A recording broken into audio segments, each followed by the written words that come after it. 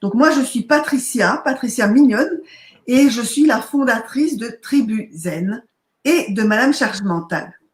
Madame Charge Mentale, c'est le bébé de Tribu Zen. Alors moi, je vous avoue tout de suite que, voilà, un petit verre de rosé, Marion. On ne peut pas faire de tort. Donc, Madame Charge Mentale est née dans le sein de Tribu Zen, et ma préoccupation initiale, c'était d'aider, d'amener un maximum de femmes à opérer leur transition. Oh, pour moi, au départ, c'était la transition. Ne t'inquiète pas, Virginie, il y aura un replay. Pour moi, au départ, c'était la transition écologique. Et puis, en dialoguant, parce que c'est ma manière de procéder, j'interroge énormément les gens sur le web, spécifiquement les femmes. Je me suis rendu compte que beaucoup de femmes étaient empêchées d'opérer leur transition de vie, transition écologique, en raison de la charge mentale.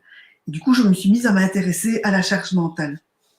Et comme ça, dans l'environnement des Tribu Zen, j'ai rencontré Laurence il y a 2 ans, qui est au départ une de mes clientes. Et Laurence, elle va vous parler, elle a mis sur pied en fait une méthode au sein de sa famille qui répondait à certains besoins au moment où elle l'a mis sur pied. Et puis cette méthode, elle l'a enseignée. Et quelle était la vocation de sa méthode? C'était de faire passer Laurence d'un état désagréable où elle souffrait de charge mentale à un état de bonheur tel qu'elle estime qu'elle vit chez elle comme en vacances aujourd'hui. N'est-ce pas, Laurence? Tout à fait. Et Laurence va nous décrire, elle va nous parler de la méthode qu'elle a mise sur pied en l'illustrant par des exemples qui sont tirés de sa vie familiale, ce qui est toujours chouette pour vous parce qu'alors ça vous donne des trucs, ça vous donne des illustrations très concrètes qui vous permettent de faire des liens avec votre propre vie de famille. Alors la façon dont ça va se dérouler, c'est que ça va durer plus ou moins 1h30. On va essayer de se tenir à 1h15. Et puis, si la personnalité ou le propos de Laurence vous ont plu, vous pourrez embarquer avec nous pour un parcours.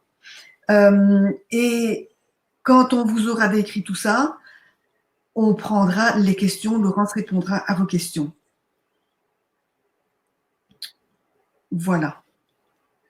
Alors, Laurence, je trouvais intéressant, puisque maintenant on se connaît, je trouvais intéressant de, moi, relater succinctement des éléments de ton histoire, parce que ton histoire est emblématique, c'est quelque chose que je t'ai révélé. Ton histoire est un petit peu l'histoire de beaucoup de femmes qui ont été des bonnes petites filles. Hein.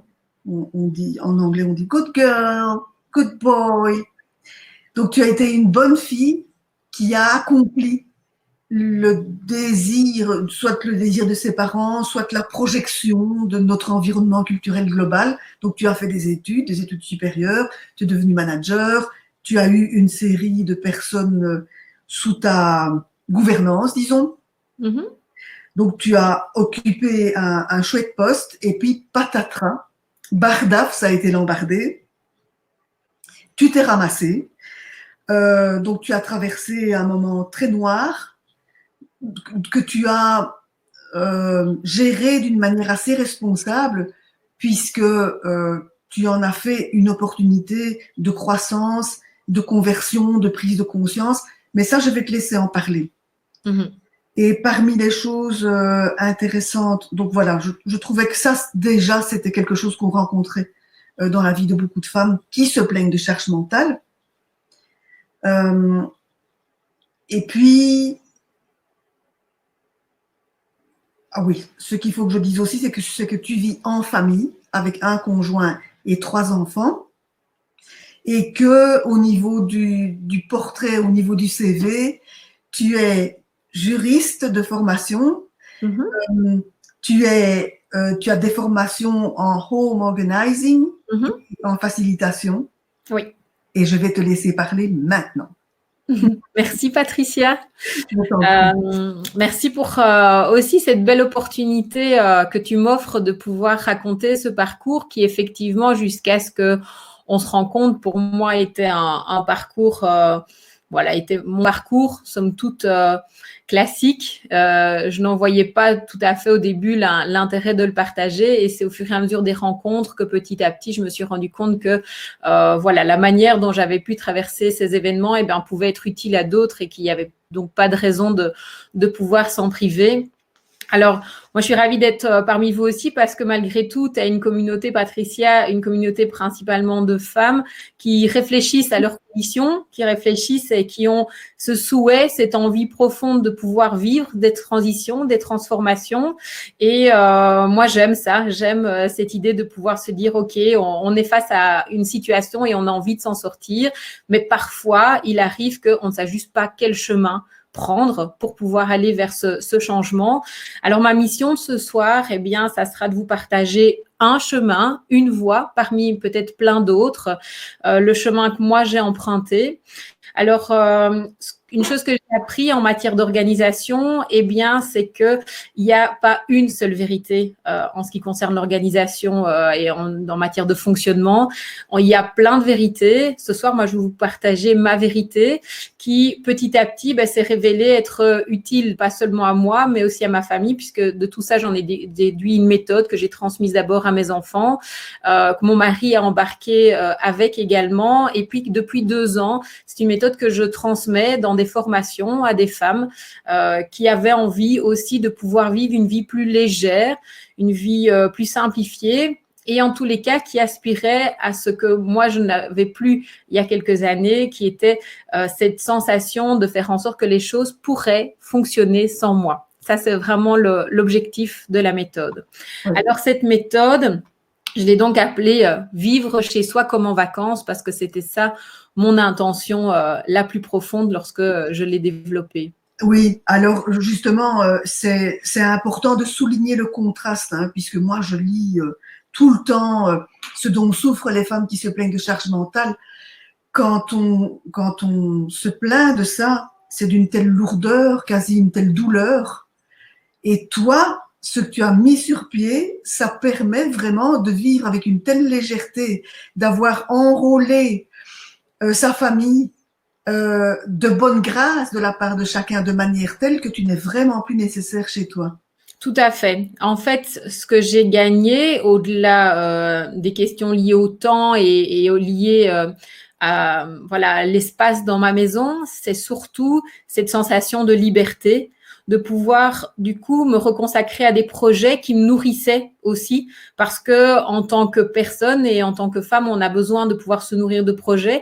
Alors on arrive à se lancer dans ces projets et à y consacrer du temps que, ça c'est ce que j'ai découvert, que quand j'étais pleinement rassurée aussi sur le fait que tout ce qui concernait la famille était entre guillemets maîtrisé, et que c'était difficile de passer à autre chose, de pouvoir envisager d'autres transitions, d'autres projets, même peut-être professionnels, tant que on ne se sentait pas libéré de tout ça. En tout cas, moi, c'est ce que ça m'a apporté. Et aujourd'hui, ce cheminement, il m'a permis de me libérer de ces aspects-là. Alors, ça ne veut pas dire qu'on ne fait plus rien, c'est pas ça du tout, mais on ne vit plus du tout les choses de la même façon. Il y a de la collaboration qui s'installe. Et aujourd'hui, c'est ce qui m'a permis aussi de changer de voie professionnelle et de pouvoir assumer tout à fait de nouveaux projets qui me nourrissaient en termes de valeurs.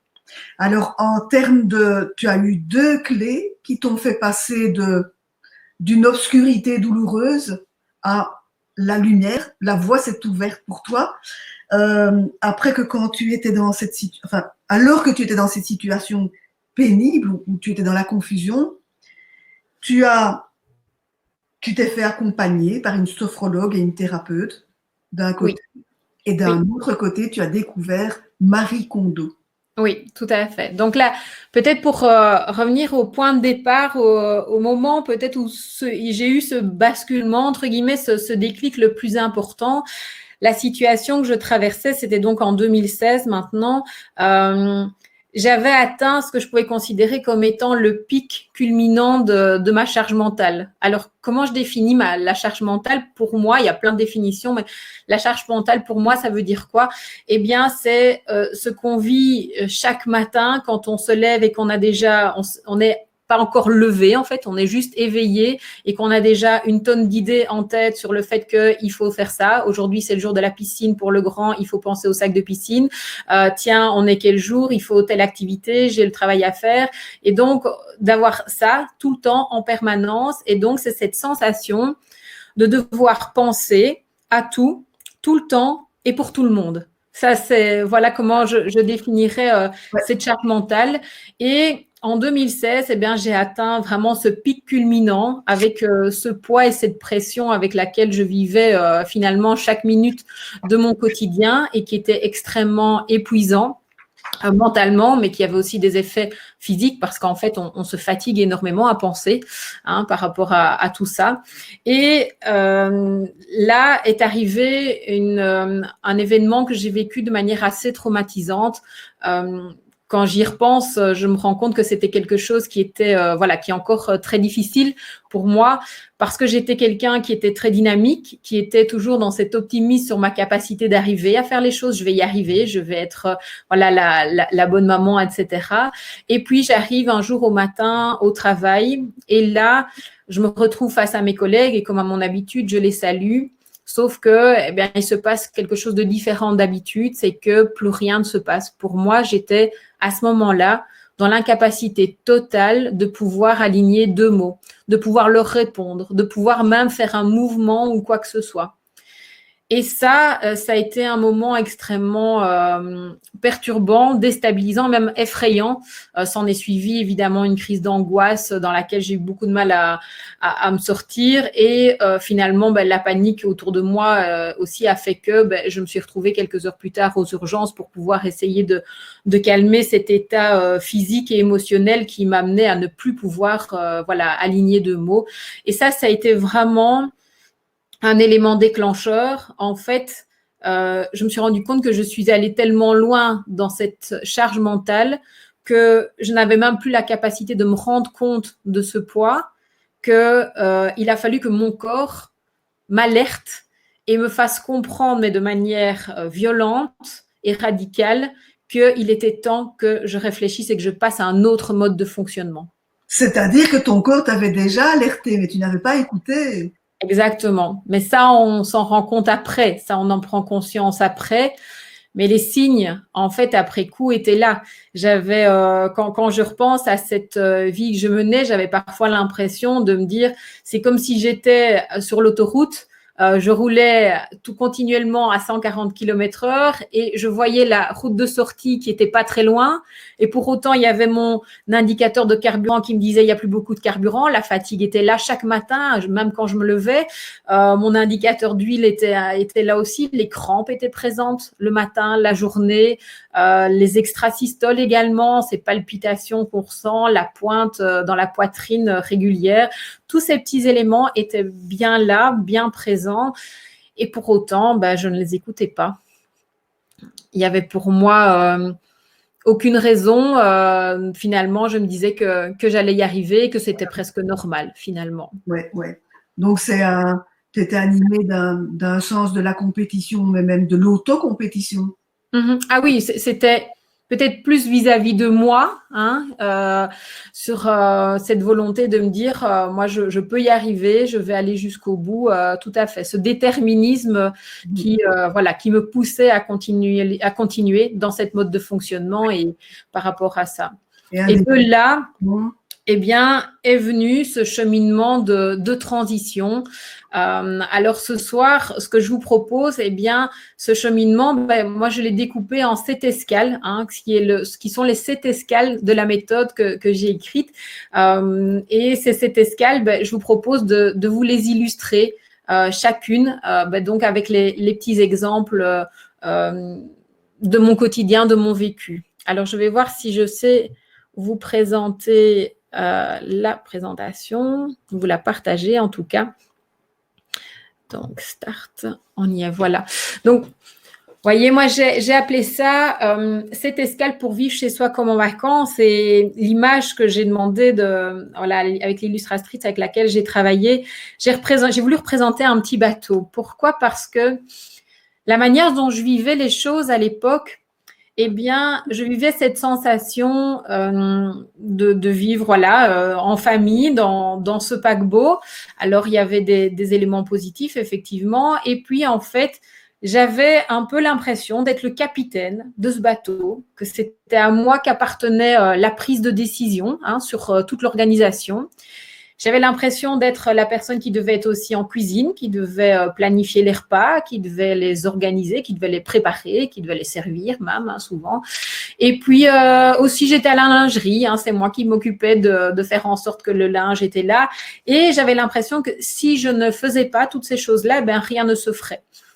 Et pour moi, je vivais un petit peu comme si j'étais sur une croisière et que, en gros, toute la croisière s'amuse, mais pas moi. Et donc, je vivais pas une situation épanouissante avec ma famille. C'était même plutôt générateur même de conflits. Ça créait vraiment des éléments qui me permettaient pas de vivre sereinement tout cela, alors que en soi, je me disais que j'avais finalement tout pour être heureuse. Alors, dans une des premières étapes de la méthode, eh bien, c'est qu'il a fallu que je prenne conscience, que je prenne un peu de recul par rapport à toute cette situation et que je fasse le point sur mes valises, mon sac à dos. C'est quoi, quels étaient tous ces éléments qui m'ont amené dans cette situation d'épuisement, de charge. Et donc ça, c'est un élément extrêmement important à prendre conscience. C'est ce que j'ai appelé nos valises. Ce sont voilà, tous ces éléments-là avec lesquels on débarque et qui fait qu'on vit ce qu'on vit aujourd'hui. Oui. Alors, il y a un élément que je trouve intéressant à souligner, c'est que ça demande de la simplicité, ça demande de l'humilité dans son rapport à soi. Ça demande d'arrêter avec l'espèce d'image à laquelle on veut adhérer, parce que ça va nous amener à admettre qu'on a gaffé, que ce qu'on a fait n'était pas adéquat, donc notre orgueil va en prendre un coup. Mais tu étais animé d'un fort désir que ça aille bien. Oui, et on va le voir, c'est un élément de motivation d'aspirer vraiment à cette situation vers laquelle on veut tendre en fait, et de changer aussi son angle de vue. Parce que j'étais quelqu'un qui était plutôt orienté, entre guillemets, résultat, dans le sens où ce qui était important pour moi, c'était que la maison soit en ordre. Aujourd'hui, ce n'est plus du tout le même état d'esprit. Je l'expliquerai. Ce qui est important pour moi, c'est de m'assurer que je crée les conditions pour que mes enfants soient en capacité aussi de remettre en ordre. Et donc, de veiller plus à un apprentissage que vraiment à un objectif qui est la maison doit être en ordre à tout moment, à tout instant. Oui. Donc, ça change énormément le point de vue. Il y a le placement du focus. Voilà, tout à fait, tout à fait. Et donc, pour en arriver à ça, le point de départ, c'est vraiment important d'être conscient de ce qu'on vit aujourd'hui et avec qui on le vit. Et dans nos valises, il y a, ce soir, je vais vous parler de 2 éléments qui étaient importants dans mes valises. Le premier élément, le plus important, ce sont les acteurs de toute cette situation. Et les acteurs, eh bien, tu l'as dit, Patricia, moi, je suis en couple avec mon mari, donc depuis maintenant 22 ans. Et comme dans toutes les histoires de couple, eh bien, on traverse des moments de grand ciel bleu et puis on traverse aussi parfois des moments de tempête. Et cette période-là n'a pas été une période très simple à traverser. Alors, nous avons la chance d'avoir 3 enfants. Nous avons donc Léa qui a 11 ans. Nous avons Baptiste qui va bientôt avoir 9 ans, là, dans quelques jours. Et nous avons Elliot qui a 6 ans. Et toute cette petite tribu, eh bien, voilà, est arrivée au fur et à mesure. Et nous avons donc constitué cette famille avec l'envie vraiment de grandir ensemble avec eux, voilà, d'en faire un vrai projet de famille. Alors, le deuxième aspect qui est important par rapport au sujet qu'on traite aujourd'hui, eh bien, c'est ma maison. Quelle est mon habitation ? Alors, au début de notre vie de famille, on a, comme beaucoup, commencé voilà, dans un studio et puis la famille s'agrandit, on passe à un appartement et puis la famille s'agrandit encore et on a la chance d'habiter une maison. Alors, jusque-là, on se dit tout va bien et puis petit à petit, au fur et à mesure des événements, de l'arrivée des enfants, on se rend compte, je me suis rendu compte que ce sont ces différents événements qui m'ont amené à moi à continuer à augmenter un petit peu la contrainte que j'avais. En fait, je voulais mener 2 vies en parallèle. Une vie de femme qui travaille, qui s'accomplit dans son travail, qui se rend disponible pour son travail, qui réussit à être là, manager, présente, et en même temps, une vie de maman qui offre évidemment ce qu'on a animé par ses bonnes intentions, le meilleur à ses enfants. Et pour moi, le meilleur, c'était leur fournir des bons petits plats, passer du temps en cuisine, sauf que c'était une charge aussi fort importante parce qu'au début, c'est pas quelque chose que je faisais. Je ne préparais pas nécessairement des petits plats.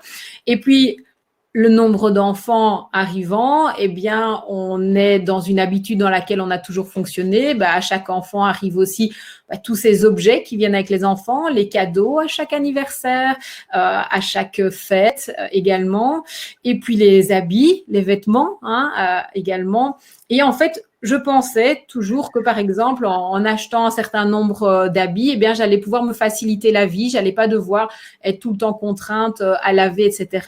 Sauf que je n'avais pas du tout conscience d'une chose, c'est qu'en fait, tous ces objets ont constitué vraiment véritablement au fur et à mesure des années et au fur et à mesure des achats un poids dans mon quotidien parce que chacun de ces objets allait nécessiter que je m'en occupe. Et moi, par exemple, le linge, c'est pas quelque chose qui, avec lequel je prenais du plaisir à faire, mais il fallait le faire. Et puis, au nombre d'enfants, cette charge devenait de plus en plus lourde. Voilà. Et donc, la maison s'est encombrée au fur et à mesure. Ça, c'était mon contexte à l'époque et la manière dont je percevais tout ça. Alors, je vais reprendre la deuxième slide. Donc là, c'était les valises. Ça, c'était les valises. C'était ce que j'avais, c'était la situation dans laquelle je me trouvais, à la fois tant au niveau familial, au niveau de ma profession, de mes ambitions, de la manière dont je fonctionnais, et puis mon contexte d'habitation. Il faut savoir, et pourquoi j'insiste sur ce point-là, c'est parce que nos valises, elles sont pas constituées à tous de la même façon. Alors là, je vous ai partagé les miennes, mais il faut savoir que chacun, nous avons des valises qui sont très différentes. Certains parmi vous ce soir sont peut-être célibataires et sans enfants. Certains ont peut-être eu des enfants avec des jumeaux rapprochés. Tous ces éléments-là sont des éléments dont il est important de prendre conscience, de se rendre compte parce que ça explique aussi des éléments de la situation aussi par rapport à notre engagement professionnel et autres. Et puis notre maison, j'ai eu souvent aussi des personnes, lors de mes formations qui me disaient mais est-ce que ça s'applique aussi à moi parce que ma maison, elle est toute petite? Évidemment, ça s'applique autant aux grandes maisons qu'aux petites maisons. La seule différence, c'est que pour les petites maisons, on va très vite on aura peut-être plus vite fait le tour de la méthode et retrouver plus vite encore cette sensation de liberté que peut-être dans une grande maison, mais tout ça n'est qu'une question de cheminement aussi personnel. Alors, une fois qu'on a pris conscience de ces éléments-là, la deuxième étape qui a été une étape mais véritablement clé dans mon parcours de transformation, ça a été de pouvoir identifier d'abord la situation idéale, celle vers laquelle j'aspirais. Ce que je voulais quitter, d'une part, c'était un peu mes valises et ce vers quoi je voulais aller. Il y a une petite phrase qui m'a souvent portée, qui n'est pas une phrase de moi, mais qui est une phrase de Sénèque qui dit « Il n'y a pas de bon vent pour celui qui ne connaît pas son port ». À ce moment-là, au moment où j'ai eu ce burn-out qui m'a obligée à rester alitée pendant plusieurs semaines à ne absolument rien faire, eh bien, j'ai eu le temps de pouvoir prendre conscience que je devais changer quelque chose dans ce fonctionnement et de pouvoir me dire, mais finalement, vers quoi j'ai envie d'aller aujourd'hui? Quelle est la situation vers laquelle j'ai envie de pouvoir vivre? Quelle est ma vie de famille idéale et quelle est ma maison idéale? Et ma vie de famille idéale, eh bien, c'était de me dire, c'était cette petite phrase qui reste encore, qui était que je voudrais pouvoir arriver à rentrer chez moi sans avoir l'impression, à chaque fois que je rentre, que ma maison est une checklist de choses à faire. Oui. Ça, c'était véritablement ce que je vivais et c'était quelque chose auquel je voulais vraiment faire évoluer. Je me disais, il n'y a pas de raison que finalement, ces moments de bonheur que j'ai avec ma famille en vacances, quand je suis en dehors de chez moi et seulement une semaine, au maximum 2 par an, pourquoi je ne pourrais pas les vivre chaque jour et à chaque moment que je vis avec eux chez moi. Et ça, c'était quelque chose vers lequel j'avais vraiment décidé d'aller. Alors, je trouve intéressant, Laurence, excuse-moi de t'interrompre, mais je trouve intéressant de souligner la dimension introspective de ton parcours. Oui. Parce que souvent, donc, introspection, tu as pris de l'aide à l'extérieur. Je trouve important de le souligner parce que souvent, quand les femmes demandent de l'aide, les femmes qui souffrent de charge mentale appellent à l'aide, elles demandent des trucs d'ordre organisationnel, de l'intendance, des que faire. Mais il n'y a pas que les que faire. Il y a aussi un travail, une œuvre à opérer sur soi-même. On doit se organiser soi intérieurement. Et c'est vraiment une des clés qui va permettre de faire en sorte que la transformation, elle sera réelle et elle sera durable. Parce que c'est ce cheminement-là de pouvoir avoir une vision sur ce vers quoi on veut aller. Et souvent, on est dans le comment, mais on n'est pas encore dans le pourquoi et dans la projection. Ouais. Et sans ça, en fait, c'est ce que je faisais avant. Avant, qu'est-ce que je faisais? Je cherchais continuellement sur Internet des trucs et astuces pour pouvoir mieux organiser mes tiroirs. Je rachetais des boîtes, je rachetais des armoires à la limite. Mais tout ça ne peut pas fonctionner si avant, je n'ai pas une vision de la manière dont j'ai envie de pouvoir vivre chez moi et ce que je veux, la manière dont je veux pouvoir aussi fonctionner en famille et ce que je veux. Parce que j'ai déjà aussi rencontré des femmes que j'ai accompagnées pour qui il y avait quand même ce souci de garder encore certaines choses qui ne dépendaient que d'elles. Et donc ça, il faut être OK avec ça. Et on peut être OK avec ça. On n'est pas obligé non plus de vouloir avoir l'envie que tout fonctionne totalement. Il y a des zones, des choses pour lesquelles on a envie encore de pouvoir un peu garder ça. Et ça, c'est important aussi de dire, OK, je suis OK avec ça. Il n'y a pas de souci. Mais à un moment donné, il faut être clair, en fait. Il faut être clair avec soi-même. Et donc, une fois qu'on sait ce vers quoi on veut se diriger, eh bien, on a aussi beaucoup plus facile de pouvoir aller identifier les freins. Les freins, c'est quoi? C'est tous ces événements ou tout ce que nous avons en nous qui fait qu'aujourd'hui, on n'arrive pas à atteindre cette situation. Et moi, les freins, ils étaient de plusieurs ordres.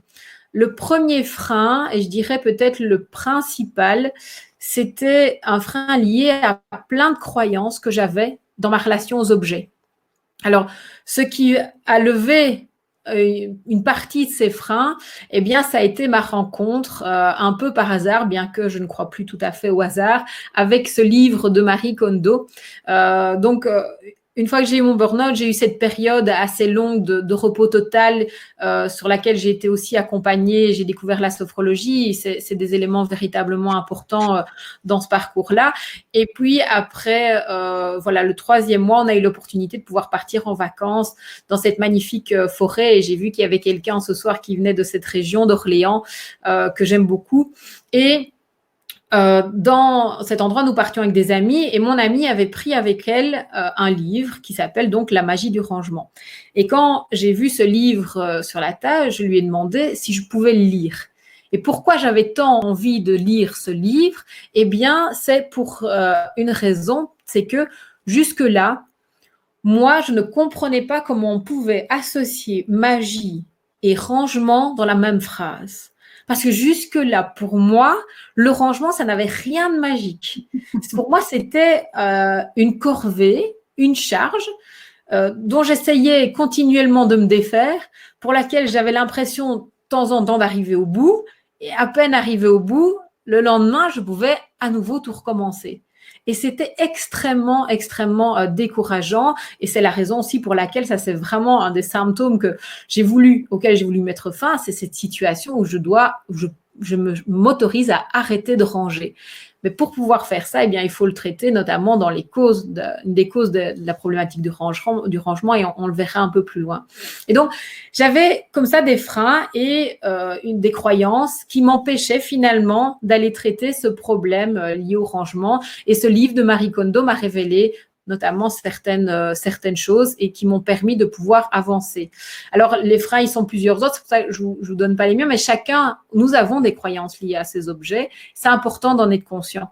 C'est vraiment important de pouvoir se dire, OK, ça, c'est une croyance, c'est pas une réalité, c'est une croyance. Et dans certains cas, cette croyance, elle est limitante et parfois, elle est boostante. Mais en tout cas, les limitantes, il faut pouvoir les identifier et se dire, OK, on est conscient que pour ces raisons-là, eh bien, il est temps de pouvoir passer à autre chose. Sinon, on ne sort pas de cette situation qu'on répète régulièrement. Donc voilà, pouvoir travailler sur ces freins. Un autre frein, c'était le temps. En fait, j'avais l'impression que je n'avais jamais de temps. C'était un peu le problème, c'était de me dire je dois ranger, je dois m'organiser autrement et en fait, j'ai pas le temps. Et là, ce qui m'a vraiment permis de sortir de cet engrenage lié au temps, c'était le fait de me former, d'apprendre et d'être accompagnée. En fait, j'avais juste pas les bonnes clés. Je répétais quelque chose qui n'était juste pas les bonnes clés pour pouvoir m'en sortir. Et donc, je me suis formée, j'ai lu et puis j'ai appris vraiment les clés qui permettaient de pouvoir finalement être hyper efficiente, c'est-à-dire de pouvoir faire en sorte que les choses vont changer rapidement avec un effet important. Et en ayant découvert tout ça, je me suis dit que ce n'était pas possible de pouvoir les garder que pour moi, c'était quelque chose qu'il fallait partager. Donc voilà, ça c'est les éléments plutôt au niveau des freins, il peut y en avoir d'autres. Et là, de nouveau, moi, ce que je vous invite à faire, même peut-être déjà ce soir, c'est de pouvoir vous dire aujourd'hui quels sont les freins qui font que vous n'arrivez pas à vous sortir de cette situation ou que vous avez cette sensation de vivre avec une charge mentale fort importante. Alors, on sait où on va, on sait quels sont nos freins, on les identifie. Eh bien, il faut aussi se motiver. Et moi, la motivation, elle était vraiment dans la situation que je voulais me projeter. Et puis, l'autre élément de motivation, j'en ai parlé, c'était le fait de pouvoir disposer des connaissances. Parce qu'en fait, je m'étais rendu compte que jusque-là, j'étais finalement inconsciemment incompétente par rapport à l'organisation de la maison. Et en ayant été formée à ces différentes clés, à ces différents principes, eh bien, ça change tout. Et donc, c'est motivant parce qu'après tout ça, j'y voyais extrêmement clair. Et ça, c'est un élément important. Et donc, dans cette situation, ne pas rester seul, être accompagné d'une certaine façon par des personnes qui disposent des clés pour pouvoir nous faire avancer, c'est aussi très motivant. Parce que sinon, on a cette sensation d'être très seul face à l'ampleur que ça peut représenter. Donc voilà, ça c'était vraiment un des points, c'est ce qui concerne à la fois nos freins, nos motivations et ce vers quoi on veut aller. Et donc, dès ce soir, vous pouvez déjà aussi vous dire finalement, c'est quoi la situation vers laquelle vous avez envie, quels sont aujourd'hui vos freins, qu'ils soient de l'ordre des croyances, qu'ils soient de l'ordre de l'organisationnel, du temps ou autre, de l'espace peut-être aussi, et les différents éléments qui pourraient vous motiver à passer à l'action. Alors ensuite, tout au long de mon parcours, je me suis rendu compte également qu'il y avait un élément fort intéressant. On sait donc, on fait cette partie un peu d'introspection. Et puis, on se rend compte qu'en fait, quand on vit comme ça en famille, eh bien, on communique avec les autres membres de la maison parce qu'une organisation, elle n'est pas le résultat que de nous, elle est le résultat aussi du mode de fonctionnement des autres habitants et puis de la manière dont on communique avec eux. Je me suis rendu compte qu'en fait, j'avais également besoin d'outils pour pouvoir communiquer. Comment j'ai découvert ça? En fait, à travers différentes expériences, je me suis dit, j'ai l'impression que je ne parle pas le même langage que les autres membres de ma famille. Et je vais vous donner un exemple très concret. Le matin, comme tout le monde, on déjeune, on passe un bon moment à table et puis il m'arrivait de demander donc de ranger la table. Quand les enfants rangeaient la table, comment ça se passait? Ils débarrassaient la table et ils allaient porter tout ça au-dessus du lave-vaisselle. Mais ils ne le mettaient pas dans le lave-vaisselle. Quand c'est mon mari qui rangeait la table, il débarrassait la table, évidemment, et il vidait le lave-vaisselle et il le remplissait. Et quand c'est moi qui rangeais la table, moi, je m'attendais à ce que je range la table, je remplis le lave-vaisselle et je nettoie la table.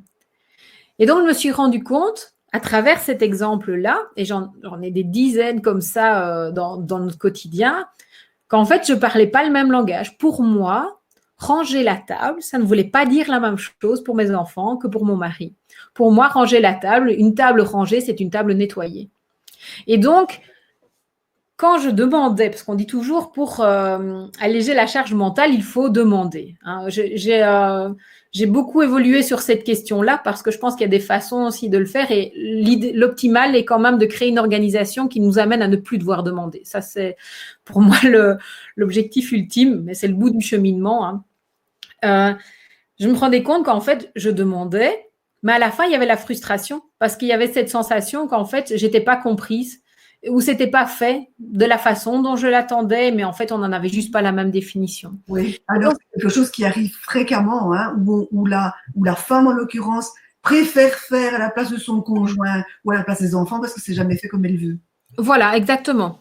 On en arrive à ça à cause de cette difficulté de communiquer de cette incompréhension et puis aussi il faut le dire un peu en tout cas en ce qui me concernait, c'était aussi un peu de perfectionnisme. Hein, qui était lié à ça et cette sensation de dire que si c'est pas moi qui le fais, ça sera pas aussi bien fait. Et donc, il y a des petits outils, j'ai découvert au fur et à mesure qu'il y a des petits outils au niveau du vocabulaire, au niveau lié à l'organisation familiale, sur la manière aussi d'exprimer les choses qui peuvent être soit, si elles ne sont pas bien exprimées, génératrices de frustration, de colère, de crispation. De toute façon, on ne s'est jamais fait comme tu veux le faire. Hein. Ça nous amène à ce genre de petites phrases dans le quotidien qui créent un engrenage très négatif alors qu'on peut mettre en route déjà au niveau de son vocabulaire et de sa manière de demander une dynamique beaucoup plus positive dans la collaboration et dans la relation aux autres membres occupant aussi cette maison comme nous en fait. Et donc, tous ces outils et tout ce guide, tout ce vocabulaire, eh bien, je l'ai rassemblé dans ce que j'ai appelé donc le guide du voyageur. Et donc, ça, c'est l'escale 3. Alors ensuite, comme je l'ai dit, moi, Je t'interromps avant que tu ne passes à l'escale 4. Oui. Donc, le guide du voyageur, c'est un guide familial. Ce n'est pas ton guide à toi qui est valable pour tout le monde. Non, ce sont des outils. Hein, et une manière de construire son propre guide aussi. Hein. Donc voilà, c'est une façon en fait de construire la communication entre nous de manière aussi à la rendre acceptable en fait, voilà. De pouvoir arriver à recréer véritablement de s'assurer. Il y a aussi notamment lié à certaines catégories d'objets. En fait, je vais dans ce guide expliquer, et je peux donner un exemple, ce que c'est la catégorie d'objets nomades qui crée beaucoup de souvent la question qui est oui, mais où est la télécommande, où sont les clés de voiture, tous ces petits objets aussi, ça fait partie d'une catégorie bien particulière d'objets qui génèrent parfois des pertes de temps le matin, etc. et qui peuvent générer de la crispation. Vous voyez, il y a aussi plein d'autres petits outils, notamment des catégories d'objets qu'on va pouvoir traiter déjà dans cette partie-là et qui vont amener aussi une façon plus simple de communiquer entre nous et éviter finalement des discussions, quoi. Alors, ensuite, une autre étape, ce qu'on a envie, évidemment, et on bouillonne, hein, et je suis sûre que beaucoup d'entre vous bouillonnent parce que ce qu'on a envie, c'est quand même de passer à l'action. Hein. On a envie de faire bouger les choses, on a envie que les choses évoluent dans notre maison. Et pour ça, eh bien, c'est comme dans tout voyage, hein, on pourrait décider de partir à l'aventure. Ça a son charme hein, de partir à l'aventure. Mais quand on a une destination très précise, et que vous n'avez pas envie de perdre du temps en chemin, moi, je vous conseille vraiment de préparer un bon plan d'action. Et dans cette escale 4, ce que je vous partage, ce sont des clés qui vont vous permettre réellement de revisiter toute votre maison avec des nouvelles lunettes, avec un nouveau regard, pour avoir une vue d'ensemble de cette maison et de la manière dont vous allez fonctionner. Et pour préparer ce plan d'action, parce que ça sera votre plan d'action, il est propre à chaque participant. Mon plan d'action n'est pas du tout le même que celui des participantes auxquelles que je formais. Chacune, finalement, définissait son propre cheminement, notamment grâce aux valises qu'on a identifiées dans la première escale. eh bien, je donne des clés, des points d'attention auxquels on va pouvoir, qui vont permettre vraiment d'apporter ce nouveau regard sur la maison. Et ce plan d'action, il se veut vraiment général. Ça veut dire aussi que, en fonction des habitations, donc si l'habitation est peut-être plus petite et qu'elle n'implique pas de jardin ou de garage ou autre, le plan d'action, il pourra peut-être être réalisé sur une durée relativement courte. Mais tout ça est défini également par chaque situation. Par contre, si on est face à, comme on l'a vu dans la première escale, à une maison qui est très grande, très volumineuse, avec aussi des abris de jardin, un garage, des greniers, etc., évidemment, le plan d'action, il pourrait être beaucoup plus étalé dans le temps. Ce que je veux dire par là, c'est que on ne va pas préjuger de la durée pour certaines personnes. Tout ce cheminement, si on veut envisager le traitement de toute la maison, ça peut prendre du temps et pour d'autres, ça peut aller très vite. Ça dépend vraiment de chacune des situations. Mais c'est important, en début, à un moment donné, de pouvoir se dire, OK, je sais quelle est la vue d'ensemble, j'ai identifié le premier élément par lequel je vais démarrer et c'est celui qui va avoir cet effet domino sur les autres éléments. Oui. Donc, l'important, c'est vraiment de pouvoir avoir cette vue d'ensemble, même si dans la durée, ça peut s'étaler également. Donc, Laurence, tu vas dire tu vas maintenant dire par quoi tu as commencé, etc.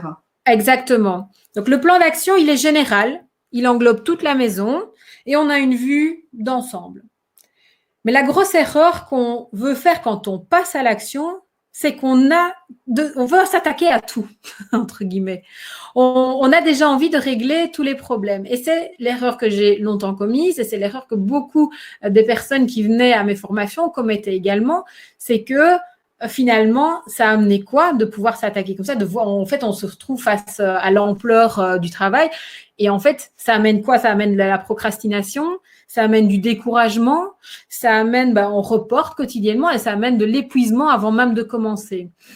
Le plan d'action, il est général, mais le passage à l'action, il est dans un périmètre limité, précis, il est fixé dans le temps et une période relativement courte et surtout, une des clés véritablement qu'il faut s'assurer pour le démarrage, c'est de faire en sorte de choisir un périmètre. Donc, soit, quand je dis périmètre, ça peut être soit une catégorie d'objets, soit une pièce, qui fait en sorte qu'elle ne dépende que de vous. Parce que le démarrage, il se fait par nous tout seuls. Et effectivement, quel a été mon point de démarrage pour pouvoir lancer cette dynamique chez moi? Alors, ça ne veut pas dire que c'est une vérité pour tout le monde. De nouveau, ça a été vrai pour moi parce que ça répondait vraiment à un problème que j'avais identifié préalablement, qui était la gestion de mon linge.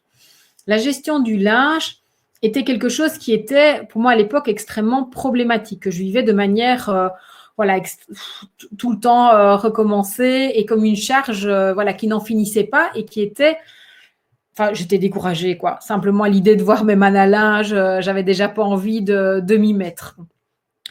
Donc, je me suis dit, ça, c'est un des points par lesquels il va falloir que je traite le problème. Je me suis dit, c'est une bonne chose. Pourquoi? Parce qu'en fait, je vais pouvoir commencer d'abord par mes habits à moi. J'ai pas commencé à régler le problème de tous les habits, ni même ceux de mon mari, ni même ceux de mes enfants. D'abord, j'ai choisi de consacrer le tri en profondeur de tous mes habits à moi. Et donc, je me suis dit, OK, j'avais une idée assez claire de comment j'allais procéder. Je m'étais bloqué une journée dans mon agenda où j'allais consacrer ma journée réellement à ça, avec cette volonté d'aller jusqu'au bout du truc. Moi, pourquoi je le faisais aussi? Chaque matin, j'ouvrais ma garde-robe, une garde-robe qui était bien remplie, bien fournie. Et pourtant, chaque matin, quand je l'ouvrais, je m'entends encore dire « Laurence, tu n'as rien à mettre ». Je pouvais passer en revue tous les cintres que j'avais. Je passais énormément de temps à me dire, à trouver l'ensemble dans lequel j'allais me sentir bien. Mon mari ne comprenait pas trop parce que je rachetais d'autres habits alors que mon armoire était pleine, voire je commençais réellement à envahir les garde-robes de mes enfants. J'avais aussi ce qu'on appelait une garde-robe été, une garde-robe hiver. Alors, je n'avais pas 2 garde-robes, hein. Je faisais ce travail saisonnier de remettre mes gros pulls dans des bacs, dans un grenier pour ramener mes affaires que j'avais toujours vu faire, hein, dans ma famille, enfin dans mon historique familial. On fonctionnait comme ça et avec ces deux garde-robes. Le matin, je me suis dit, OK, c'est par là que je vais commencer. J'ai besoin de personne, ça me concerne que moi, je suis la seule à pouvoir prendre les décisions et je peux aller jusqu'au bout. J'avais identifié tous mes freins, je savais exactement ce que je devais surmonter au moment de mon passage à l'action.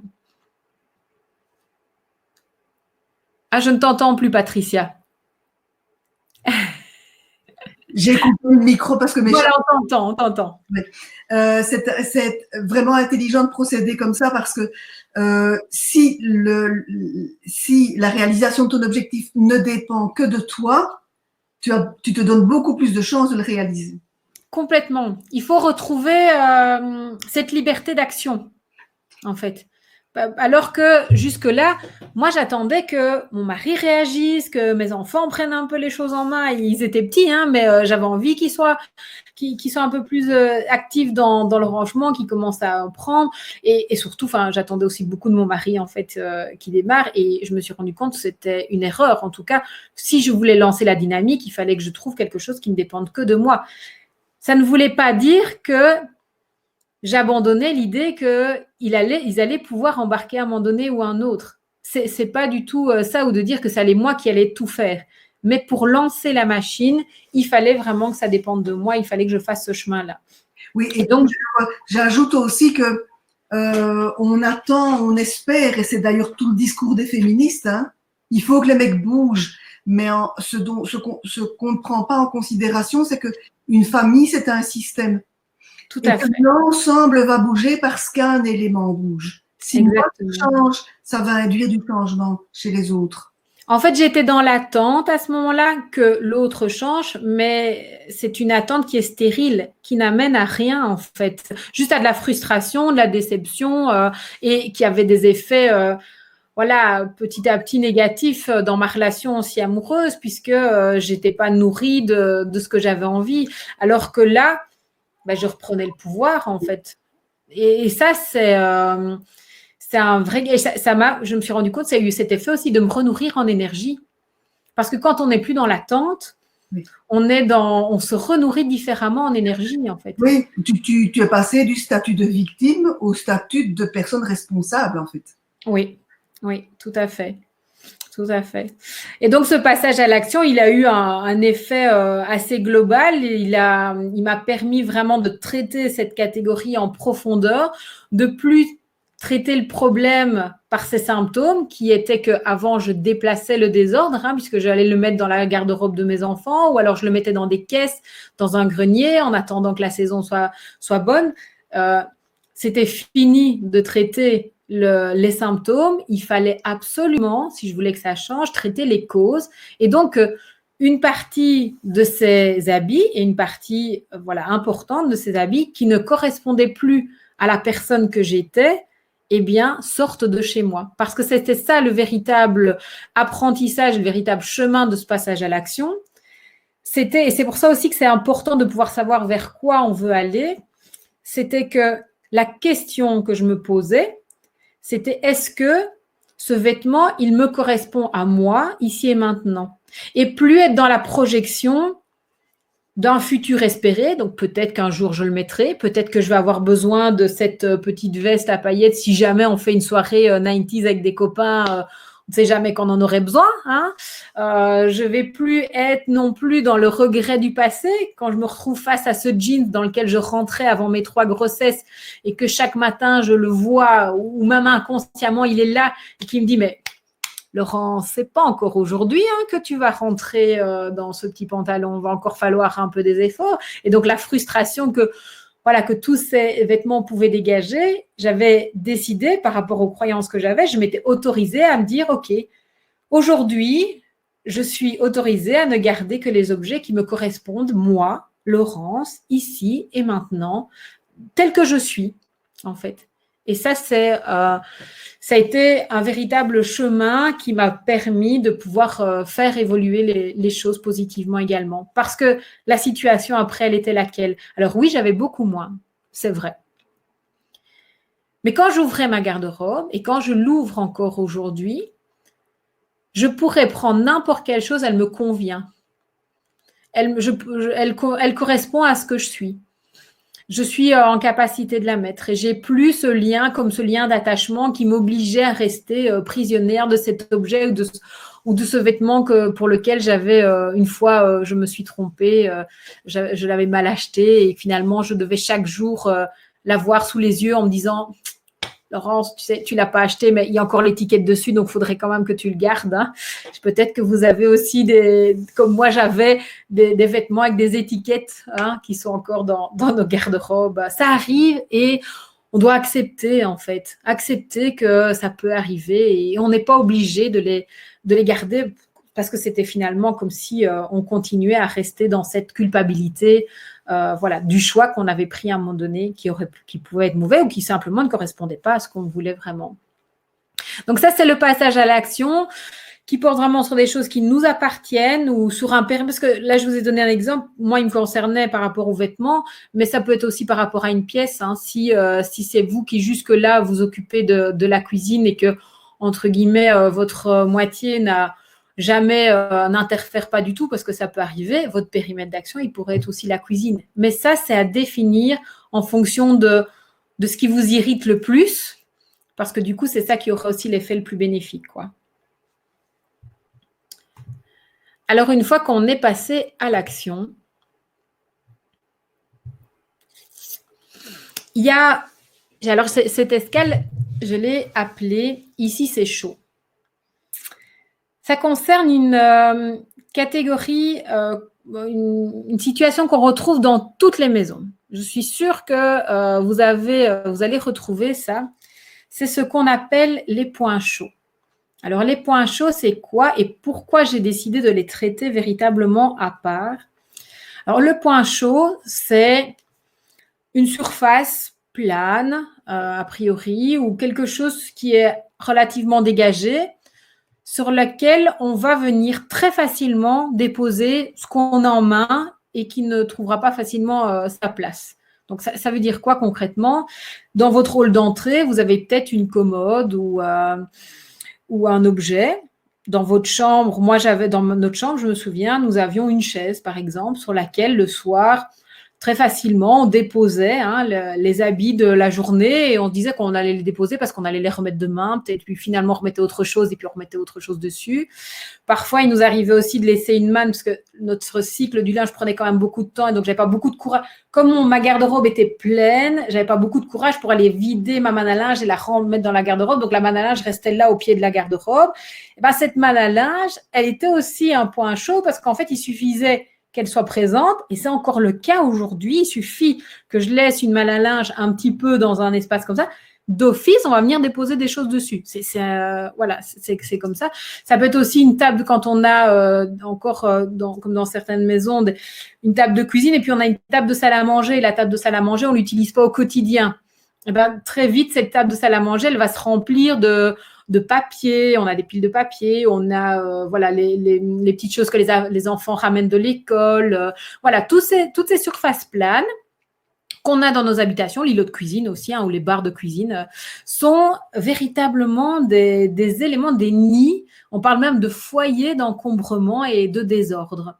Alors, je les ai sortis de l'autre point parce que c'est difficile de commencer par ça. Pourquoi? Parce que d'office, sur ces surfaces, on retrouve des objets qui appartiennent à toute la famille, à tout le monde. Vous allez retrouver d'office sur ces endroits-là des choses qui appartiennent tant aux enfants, à vous, à moi également et à mon conjoint. Et donc, d'office, là, on est déjà dans un travail où ça va impliquer tout le monde. Vous n'allez pas pouvoir avoir le loisir, vous allez être déjà dans l'attente. Et pour moi, j'ai vu là l'opportunité quand même de pouvoir commencer à les embarquer, mais seulement après avoir déjà travaillé un petit peu sur nos affaires à nous. Donc, ces points chauds, on les traite de manière tout à fait séparée. Et pour moi, c'est une merveilleuse occasion de pouvoir, à ce moment-là, se dire, OK, on va commencer à embarquer les autres membres de la famille.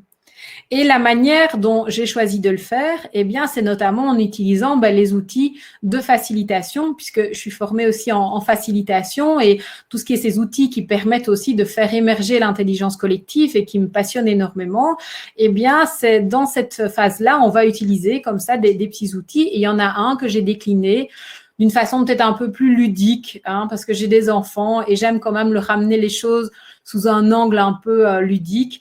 Et donc, c'est une forme d'expérience à vivre en famille sur lesquelles on peut embarquer les enfants, je dirais, de 6 à 12 ans. Plus petit, c'est un peu plus compliqué, quoique je pense qu'ils pourraient tout à fait comprendre, qui va permettre de comprendre en famille, d'être conscient de ce que c'est, un point chaud, de pouvoir les identifier et de pouvoir traiter cette surface parce que c'est quelque chose qui revient régulièrement. On dit que la première façon de les traiter, c'est de supprimer ces points chauds. On ne sait pas toujours les supprimer.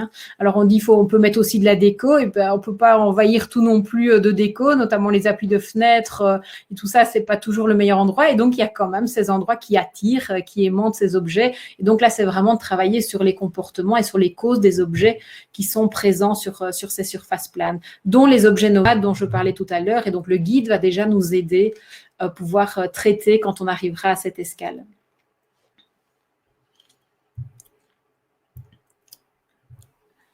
Alors, une fois qu'on a traité et qu'on a en tout cas initié cette démarche plus collaborative où on va traiter les points chauds, la dernière escale que j'ai appelée « On ne s'arrête pas en si bon chemin », c'est une question de principe. Alors, j'aurais pu mettre le P en majuscule et en tout cas, j'ai mis le S. Pourquoi ? Parce qu'il n'y en a pas qu'un de principe. Ce que je vous partage dans cette escale, ce sont les meilleurs principes organisationnels, des outils clés qui vont vous permettre, une fois qu'on a déjà travaillé sur les causes, de faire en sorte que le désordre ne revienne pas. Des petits outils, ce qu'on appelle vraiment des principes. Je vais vous donner un exemple, parce qu'il y en a plusieurs. L'exemple que je peux vous donner, c'est donc le principe de Pareto. Donc, certains connaissent peut-être dans leur environnement de travail ce principe qui est un principe à la base d'une loi économique. C'est un principe, oui, on parle même de loi parce qu'il s'applique dans énormément d'environnements, notamment dans notre environnement familial et dans notre maison. Le principe de Pareto, c'est le principe 20-80. Alors, on peut l'utiliser de deux façons dans l'organisation de notre maison. Le premier, eh bien, il va déjà nous permettre de faire une prise de conscience. Alors, la prise de conscience, c'est de se rendre compte qu'on utilise 80% de notre temps, seulement 20% de nos affaires. Et à partir de demain, j'ai envie de vous inviter à regarder les objets que vous utilisez dans votre quotidien, ceux que vous utilisez le plus souvent, donc quasiment 80% de votre temps. Et je suis sûre que vous allez vous rendre compte qu'en fait, c'est toujours les 20%, les mêmes affaires que vous prenez, même peut-être dans vos habits, dans vos affaires de cuisine, etc. Et qu'il y a comme ça toute une masse d'objets qui sont utilisés de manière très peu fréquente, voire jamais utilisés.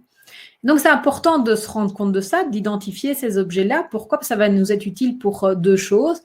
Eh bien, peut-être qu'on peut envisager finalement de ne pas les avoir aussi près que ce qu'on a dans les zones où on va y aller souvent, dans les zones d'accès. On va pouvoir les ranger beaucoup plus loin, puisqu'on ne les utilise pas si souvent. Donc, on va les éloigner d'une part. Mais peut-être qu'on pourrait aller encore plus loin en disant, finalement, si je les utilise si peu souvent, est-ce que je ne pourrais pas tenter l'expérience de m'en passer ?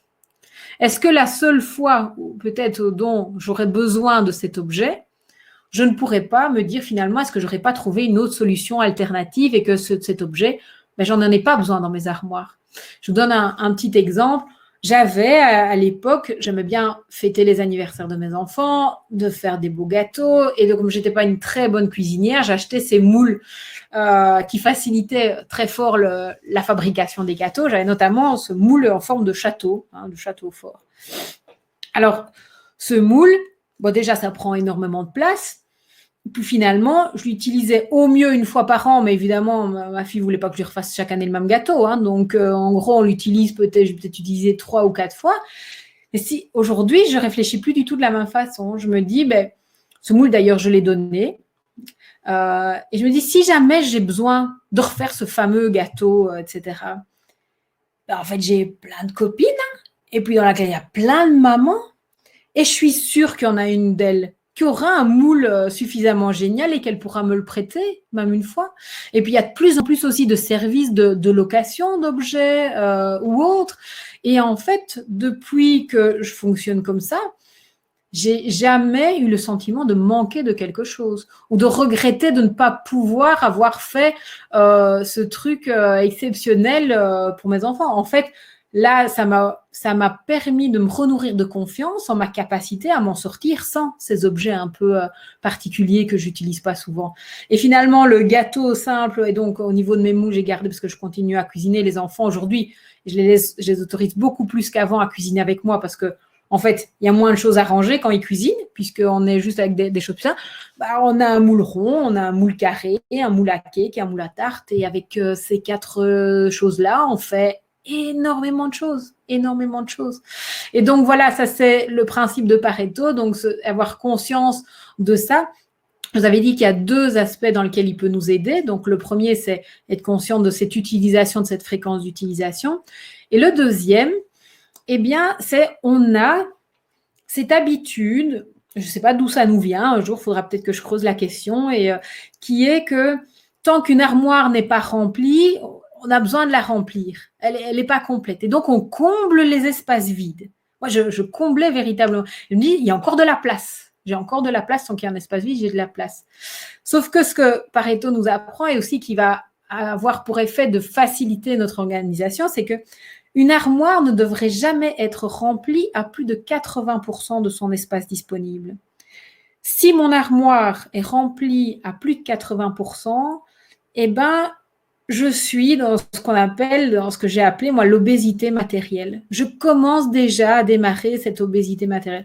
Pourquoi ? Parce qu'en fait, ça va avoir pour effet que je commencerai à avoir difficile d'aller accéder aux objets qui sont là. Le jour où je veux ranger les choses, eh ben, je vais devoir caser, jouer à Tetris dans mon armoire, alors que quand on remplit seulement à 80% son armoire, eh ben, vous allez voir que même les enfants sont capables de les ranger. C'est assez. Et donc, ça, c'est un guide. Aujourd'hui, si vous avez chez vous des armoires qui sont remplies à 100%, elles sont déjà trop remplies, elles vous compliquent déjà la vie. Elles ne facilitent pas du tout le rangement et en tout cas, elles n'encouragent pas ni les conjoints ni les enfants à ranger facilement les choses dans ces armoires. Voilà, donc ça ça fait partie. Il y en a des autres.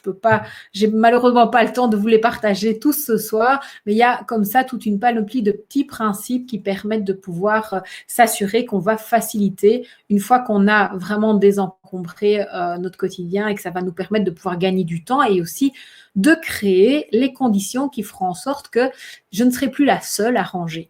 Voilà. Alors, ça ce sont les 7 escales. Et ça clôture donc le parcours des 7 escales. Alors enfin, comme en début, on fait le point sur la situation dans laquelle on est, le jour J, on termine ce parcours. Je ne l'ai pas repris ici, vous voyez le parcours en complet, mais on termine le parcours avec un moment de bilan, en fait, au bout des 7 escales et donc des 7 semaines où on a petit à petit appris à expérimenter ces différents outils, ces différents principes. Eh bien, c'est le point important. Tout ça n'a qu'un objectif, c'est d'amener véritablement une transformation, des changements. Et donc, en fin de parcours, c'est important de pouvoir faire le bilan, faire le point. Et aussi, un élément fort important, c'est de pouvoir célébrer. À chaque fois que on s'est lancé dans un projet, que ça soit maintenant en famille ou que ça soit quand j'ai accompagné les personnes lors des coachings, que ça soit des coachings collectifs ou individuels, eh bien, on identifiait quand même toujours un moment de célébration parce que c'est important. Ça fait partie aussi de la motivation. On t'entend pas, Patricia. J'ai encore éteint à cause du chat. J'aurais voulu te demander, quand tu as parlé de gouvernance partagée, de facilitation, etc., comme l'objectif, c'est quand même de se détendre soi, en amenant sans effort ses proches à s'impliquer, tu as quand même une anecdote sympathique à raconter sur la façon dont tu as impliqué ton plus jeune fils. Oui, donc moi, je l'ai d'abord fait pour moi, hein, ça a été le premier point. Et comme je le disais, un des objectifs, c'était vraiment d'emmener tout le monde. Et donc, les premières personnes auxquelles j'ai transmis tout ce cheminement, toutes ces étapes, ça a été mes enfants. J'ai commencé avec Léa, non, j'ai commencé avec Baptiste, et puis Léa a très vite voulu embarquer. Et Elliot, à un moment donné, qui est mon petit dernier, ne s'est pas fait attendre pour pouvoir dire, moi aussi, je veux faire ça avec maman, parce qu'il a vu d'abord les effets que ça avait sur Léa et sur Baptiste. Et avec eux, ça a été la même démarche, c'était de pouvoir se dire d'abord, il faut trouver pour eux le périmètre qui les concerne eux. Et il y en a un. En tout cas, moi, je suis convaincue qu'il y a un endroit qui est pour eux leur univers, qui est important, qu'il est important de les impliquer. Eh bien, c'est leur chambre. Parce que c'est l'endroit pour lequel, en tout cas, à l'époque, moi, j'avais vraiment des attentes à leur égard sur le fait qu'ils maintiennent leur chambre en ordre. Et donc, j'avais dit, et j'avais comme ça dans un petit carnet dans lequel je leur avais fait faire toutes ces étapes. Et la première question que je leur ai posée à chacun et que j'ai posée donc à Elliot, et si je prends l'exemple d'Elliot parce que c'est celui qui a eu la réponse peut-être la plus surprenante à cette question que je leur ai posée en début.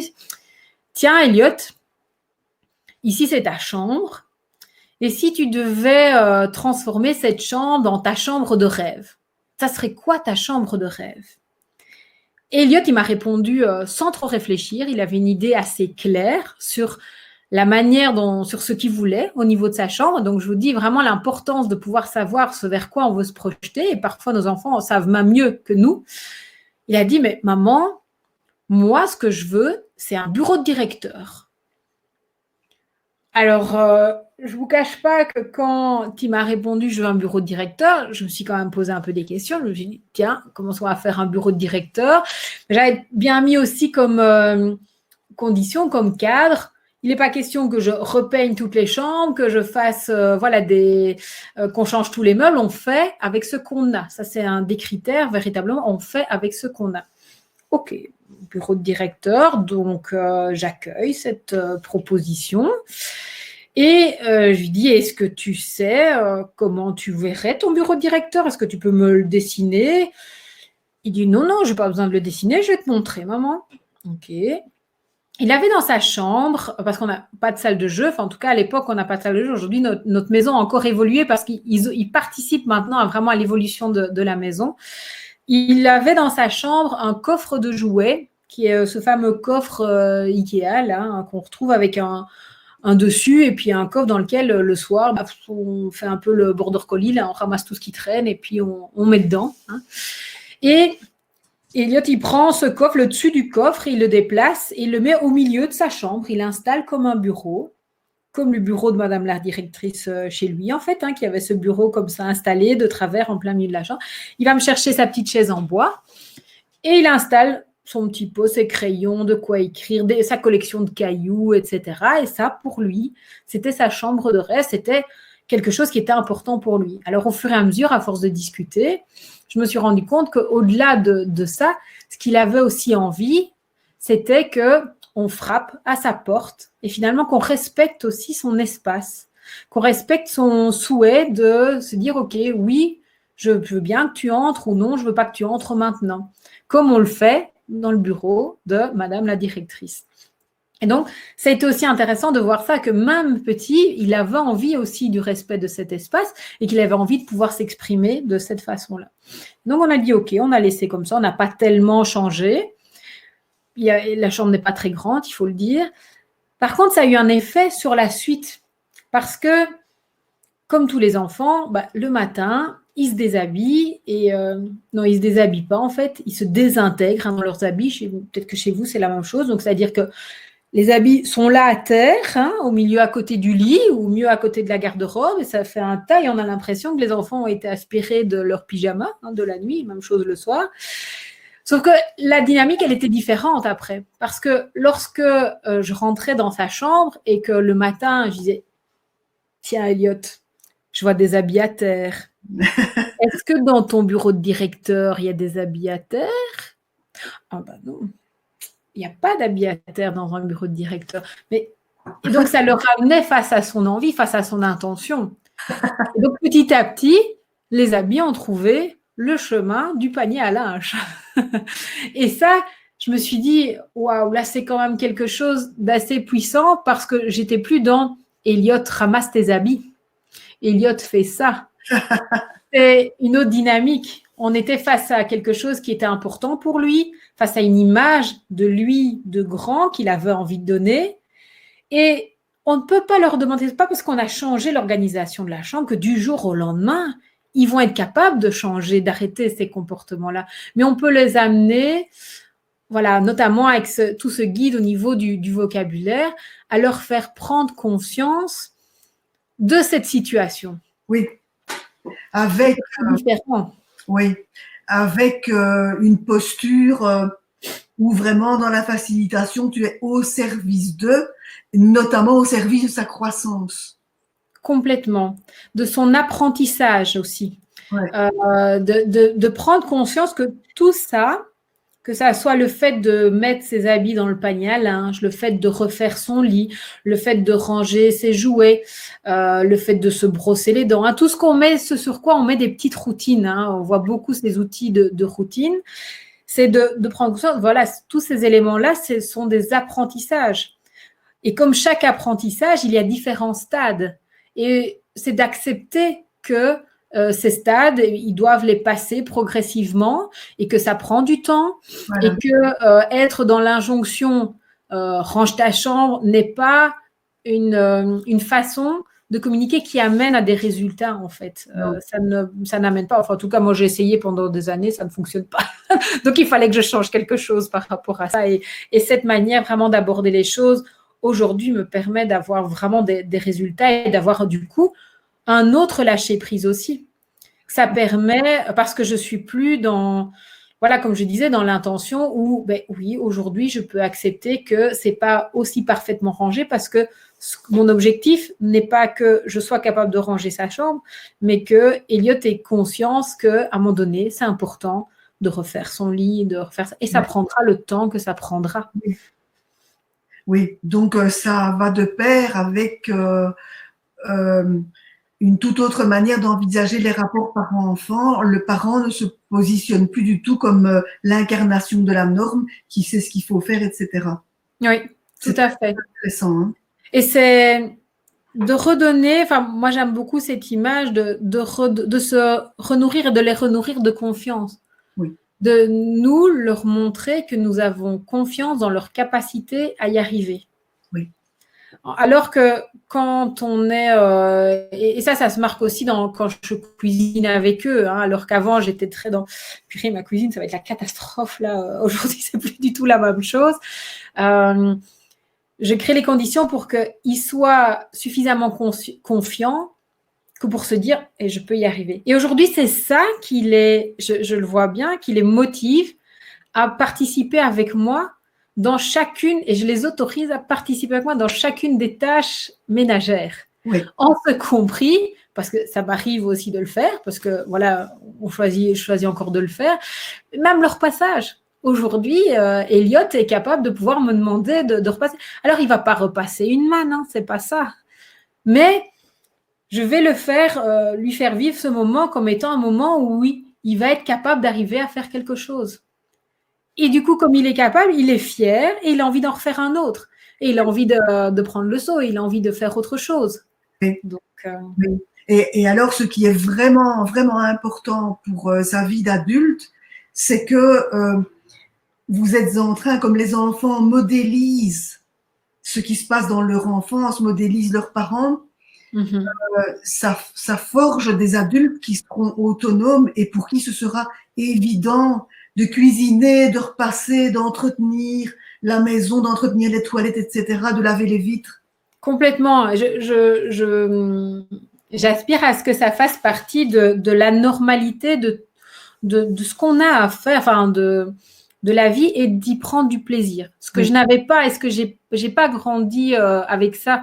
Et ça, c'était pour moi un élément quand même très, très différent par rapport à mon passé parce que mes parents avaient cette volonté, ils étaient, en tout cas, c'était leur intention qui était d'être très bienveillants à mon égard, mais cette bienveillance se manifestait en voulant me protéger, entre guillemets, en tout cas, de faire en sorte que je n'étais pas impliquée dans ces tâches du quotidien.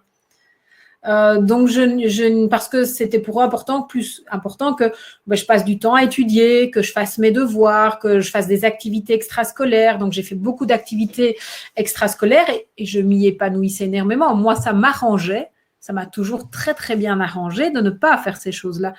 Mais le jour où je suis arrivée à l'âge adulte et que j'ai dû le faire en plus de tout le reste, ça a été aussi beaucoup plus difficile parce que je n'y ai pas trouvé du plaisir, tandis qu'aujourd'hui, c'est de pouvoir aussi le vivre en y trouvant du plaisir, quoi. Super, super, merci Laurence.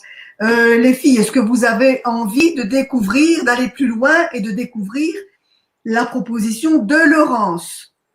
Alors j'attends plein de oui. Des cris des groupies ici qui ont très envie d'aller plus loin. Je vous signale que j'ai noté vos questions et qu'on va y répondre. On va y répondre ensuite. On va d'abord continuer sur la lancée. Ça va, on avance. Vous êtes curieuse de découvrir? J'attends les oui. Marion, oui. Oui. Oui. Ça va. On y va. Alors, on va passer sur la page. Ça va être plus simple de passer sur la page. Je vais faire un partage d'écran. Oui, super les filles. On fonce alors. Donc, Pardon? J'en connais quelques-unes. Ça fait plaisir de vous voir, les filles. Ah, super. Donc, je fais un partage d'écran. Voilà. Partager. Bon, pourquoi ça ne marche pas? Ah, voilà, c'est ça que je devais faire. Voilà. Est-ce qu'on voit bien la page? Oui. Voilà. Comment je la vois? Alors, moi, j'insiste beaucoup sur, alors que la demande en général, c'est donnez-moi des trucs pour faciliter le rangement. Moi, j'insiste, et on l'a déjà fait en cours de route, mais j'insiste sur le changement que ça va apporter dans votre vie. Quand on se plaint de charge mentale, on ne prononce pas le mot enfer, mais enfin, il y a tant de malaise, tant de mal-être, tant de sentiments. On est malheureuse, quoi, quand on vit dans ce genre de situation. Et donc, c'est important. Vous voyez la joie de vivre de Laurence, vous voyez comment sa vie a changé. Donc, vous aussi, si vous vous embarquez dans le parcours, vous allez connaître ce grand contraste entre la vie avant, qui était une vie où on n'était pas heureuse, quoi, et la vie après, où on se sent comme en vacances, à la cool, et où on n'a pas besoin de vous à la maison.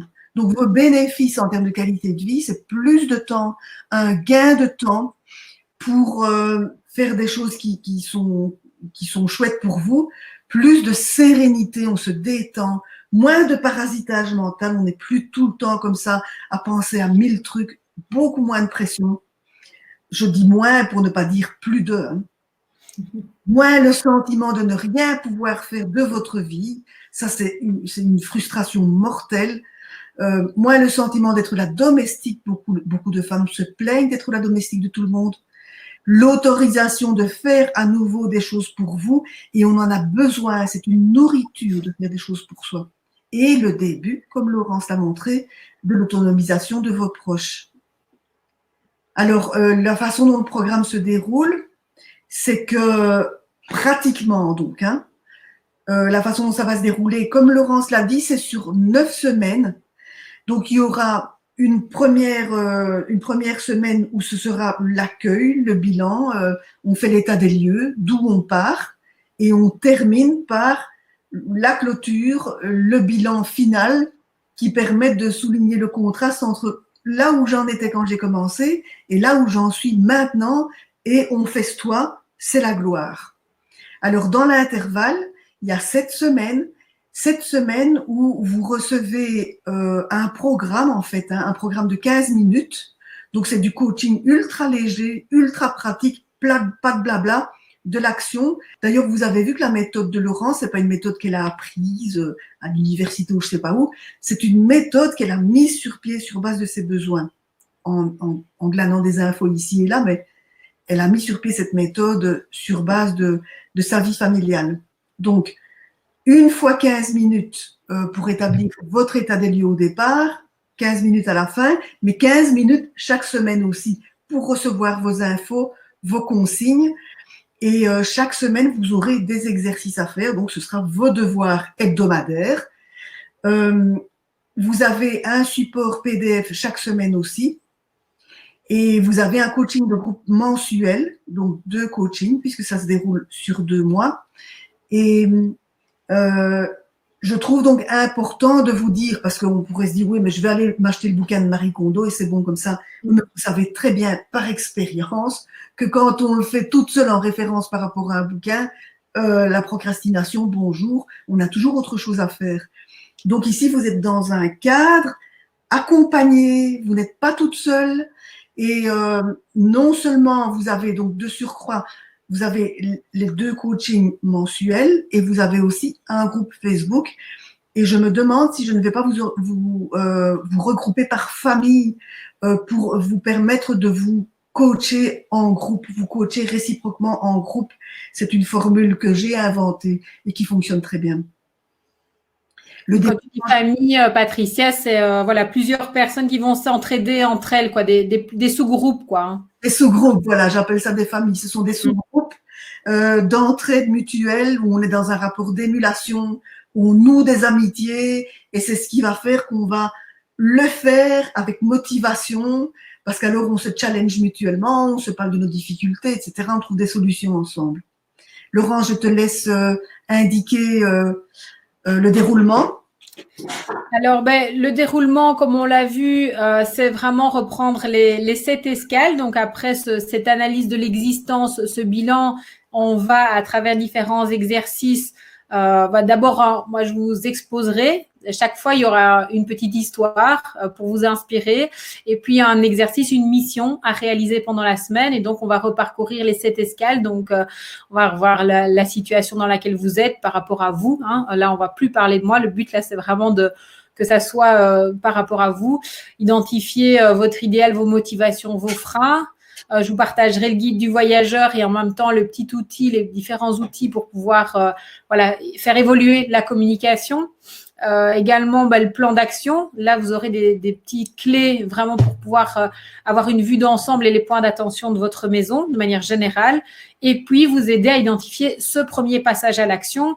Et là, je vous inviterai vraiment à passer à l'action concrètement, mais sur un périmètre plus limité, accessible, quelque chose de réaliste, mais avec un traitement en profondeur. Et puis, on verra comment faire pour expérimenter ce traitement des points chauds et commencer à embarquer les autres membres de la famille. Et puis, enfin, les différents principes pour faire en sorte que le désordre ne revienne pas. Et ensuite, on fera le bilan et on célébrera évidemment toutes vos réussites ensemble. Voilà. Et encore une fois, le fait que ce soit rythmé comme ça de semaine en semaine, il y a une espèce d'engagement qu'on prend les unes envers les autres. Si on n'a pas fait cette devoir, on a un peu honte. Donc la honte est aussi un aiguillon pour avancer ensemble. Ça fait partie des éléments de motivation. Alors, c'est un format que je trouve vraiment intéressant parce que jusque-là, les 2 années, je vous l'ai dit, c'est une méthode que je partageais déjà en formation. Mais cette méthode, je l'ai donnée en une fois, en 3 heures. Et puis, à charge finalement à chacun de repartir chez soi et de pouvoir le mettre au fur et à mesure. Et moi, il y a rien à faire. J'ai suivi aussi des parcours comme ça. Et je trouve que le fait d'être dans la durée, d'être dans l'accompagnement, d'être ensemble sur une période, il n'y a rien de mieux et ça permet aussi d'infuser parce qu'au début, on fait un essai, mais voilà, et de pouvoir vraiment prévoir ça comme un parcours. Moi, je suis convaincue que c'est ça qui va permettre vraiment d'être une des clés de l'évolution en fait positive dans votre organisation. Oui. Alors, Laurence, elle a dans ses propositions, donc dans les matières qu'elle transmettait déjà sur base de sa propre expérience, je me suis rendu compte qu'elle répondait aux 2 questions les plus récurrentes qui sont donc posées par les femmes, qu'elle répondait aux 2 problèmes les plus récurrents. Premier problème, le rangement. Deuxième problème, la question de l'administration et de la gestion de la maison. Je te laisse décrire ce dont il s'agit, Laurence. Alors, c'est déjà la deuxième version de ce programme parce que la première version de ce module portait essentiellement sur les papiers. Au début, je ne traitais que les papiers, mais je me suis rendu compte petit à petit qu'en fait, c'était beaucoup trop restreint. Pourquoi aujourd'hui? Parce que l'administratif, donc c'est quoi l'administratif familial? Eh bien, c'est toutes les questions liées à la gestion prise de décision, hein, notamment tout ce qui concerne les factures, tous les dossiers, toutes les décisions qu'on doit prendre. Eh bien, toutes ces choses-là n'arrivent plus que par papier. Alors, elles restent toujours problématiques et peut-être que vous avez, comme je pouvais la voir sur ces points chauds, ces piles de papier qui s'accumulaient. Mais aujourd'hui, si je prends l'exemple des factures, ça nous arrive peut-être encore par papier pour certains points, mais pas que. Ça nous arrive aussi de manière électronique et nos boîtes mail sont aussi envahies de toutes ces informations. La difficulté, c'est que nous voilà face avec des outils différents, des canaux différents, des informations dont nous avons besoin pour pouvoir assurer les paiements, pouvoir prendre les décisions, la gestion de l'école, les stages, etc., qui nous arrivent par plein de canaux. Ça simplifie pas les choses dans notre quotidien et donc c'est pour ça que j'ai fait évoluer ce module en travaillant vraiment sur les aspects tant la gestion de l'administratif et donc on va voir ce que j'appelle l'administratif et le périmètre que ça recouvre. On va travailler sur l'identification des différents points d'entrée et voir ce qu'on peut supprimer purement et simplement de manière à simplifier aussi cela. On va travailler sur la problématique à part entière des papiers et donc dans la première escale, on évacue totalement les papiers, on ne parle pas des papiers parce que c'est vraiment quelque chose qu'il faut traiter à part entière. Et puis on verra sur la gestion des informations numériques et comment les traiter, les classer, s'assurer que tout ça, on ait une information structurée qui permette à nous, mais aussi à notre conjoint d'aller retrouver les informations le cas échéant. Alors, je me suis rendu compte aussi qu'un des points essentiels, c'est la gestion du budget. Hein. Moi, j'avais essayé plein de formules, plein de tableaux Excel pour pouvoir avoir une vision de mon budget parce que c'est un élément quand même essentiel dans notre famille pour pouvoir assurer aussi, qui peut être générateur aussi de freins, de crispation, d'angoisse par rapport à ça. Et là, alors là, c'est pas ma méthode en tant que telle que je vais vous partager, c'est une méthode que j'ai découverte il y a 2 ans maintenant lors d'un séminaire que j'ai proposé à mon mari d'appliquer pour nous, pour nos comptes, pour notre gestion budgétaire familiale et qui nous a apporté une toute autre façon de gérer notre argent et qui aujourd'hui a été un des éléments qui m'a permis notamment de pouvoir lancer un premier business que je ne m'attendais pas alors que jusque-là, avec le salaire tel que j'avais, je n'arrivais même pas à envisager de pouvoir faire ce genre de choses si j'avais dû le faire en fait. Donc ça a été le premier bénéfice, c'était pour nous en tant que famille. Mais on s'est dit, il n'y a pas de raison que dans notre volonté de pouvoir aussi responsabiliser nos enfants et leur faire vivre des expériences, nos enfants ne vivent pas aussi cette expérience liée à la gestion de l'argent. Aujourd'hui, tout est tellement dématérialisé et l'argent compris. On a des cartes de banque, on fait des achats sur Internet. Mais je trouve, en tout cas, c'est ma croyance, que pour pouvoir vivre cet apprentissage du rapport à l'argent, on a quand même encore besoin de passer par cette relation physique, d'une part, à l'argent, et aussi de pouvoir vivre ces expériences liées au fait que j'ai un peu d'argent, est-ce que je prends la décision de le dépenser tout de suite ou est-ce que je peux être capable de le garder un petit peu Et ça, les enfants, plutôt ils le vivront dans une zone de sécurité avec nous, dans un cadre bienveillant et avec quelque chose, un montant sur lequel ils ne prendront pas trop de risques, eh bien, c'est hyper apprenant pour eux aussi et ça nous amène à avoir des discussions avec eux très, très enrichissantes et ça fait évoluer leur façon de voir les choses aussi de manière très intéressante. Et donc, on a décliné, c'est la dernière escale, on a décliné donc cette méthode qui est faite par quelqu'un d'autre, mais vraiment en outil de gestion de l'argent de poche pour nos enfants. Et Laurent, c'est une personne très méthodique, donc vous pouvez lui faire confiance. Alors, on a prévu des cadeaux. Donc, ça, c'est un parcours qui se déroule aussi sur 2 mois, du coup. Hein. Oui. 2 mois. Alors, on a prévu des cadeaux en plus. Si vous prenez le parcours J'arrête de ranger uniquement, on a prévu un cadeau super intéressant qui est une interview que j'ai faite de Laurence qui dure pas loin d'une heure où ici on a essayé d'être schématique pour ne pas vous prendre votre temps, mais Laurence, comme beaucoup de femmes, a emprunté un parcours qu'on peut qualifier d'initiatique, dans le sens où vraiment les épreuves de vie lui ont forgé une nouvelle personnalité.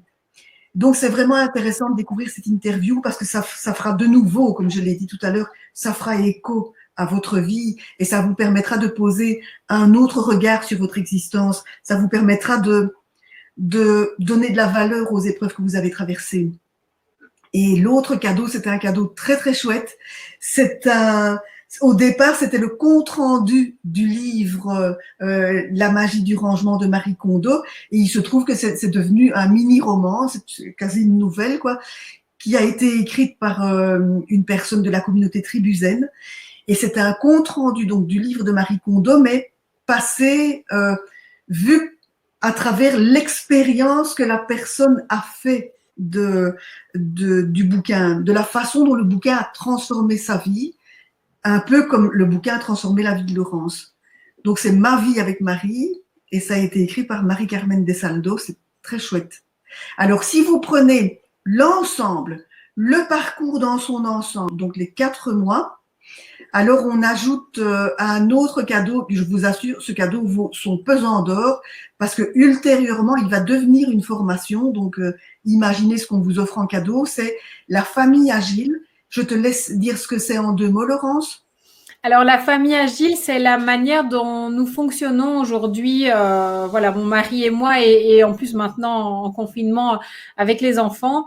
C'est une façon qui nous permet, donc avant, j'avais une vie qui était quand même relativement structurée dans le sens où j'étais donc fonctionnaire, j'avais un bureau, des horaires définis, mon mari aussi avait des horaires définis. Et puis, toutes ces évolutions nous ont amenés à évoluer aussi professionnellement parlant et on a été confrontés à des événements, chaque semaine n'était plus une routine en fait. On avait chaque fois des événements un peu différents et je me suis dit, mais en fait, notre vie n'est jamais vraiment une routine. On veut toujours rentrer dans des routines, dans des plannings très serrés, etc. Et c'est quelque chose qui ne nous correspondait plus. Tant parce que j'avoue que les routines et le côté répétitif des routines ne me plaisaient pas. Donc, l'idée même dans l'organisation de pouvoir dire c'est toujours moi qui fais le linge ou c'est mon mari qui cuisine toujours, c'est quelque chose qui ne nous correspond pas.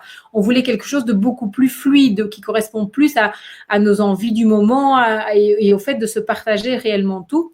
Et c'est ce qu'on a mis en place à travers cette manière de fonctionner qui est la famille agile avec un moment clé.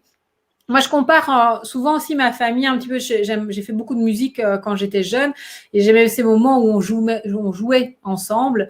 Avant de pouvoir jouer dans un groupe, ou dans un orchestre, il y a un manque qu'on ne voit pas, que personne ne voit, mais qui est absolument essentiel si on veut jouer juste ensemble et au même tempo. C'est le fait de s'accorder. On a chaque jour ce petit moment qui dure pas plus de 15 minutes qui va nous permettre de nous accorder sur les différents sujets essentiels de la journée et des jours à venir. Et ces moments clés, il y a une façon de le structurer. En fait, c'est ça qui est vraiment notre élément de base, avec toute une série de petites questions qu'on va se poser, qu'on va se challenger pour savoir où on en est, comment est-ce qu'on s'attribue les choses, etc. Et en dehors de ces 15 minutes, c'est fini. On se parle plus de ces choses-là, et donc on a vidé nos autres moments de discussion de toutes ces questions liées à l'organisationnel. Ça a eu pour effet un effet super bénéfique qui est que je suis plus non plus tout le temps. Je pouvais être sur le dos avant, comme je vous l'expliquais, des autres pour savoir si les choses allaient être faites. Quand on a quitté ce moment, tout le monde sait ce qu'on va manger le soir, ce qu'on va manger le midi, où se trouvent les choses. On s'est posé toutes les questions qu'on avait à se poser et c'est clair pour tout le monde en fait. Super.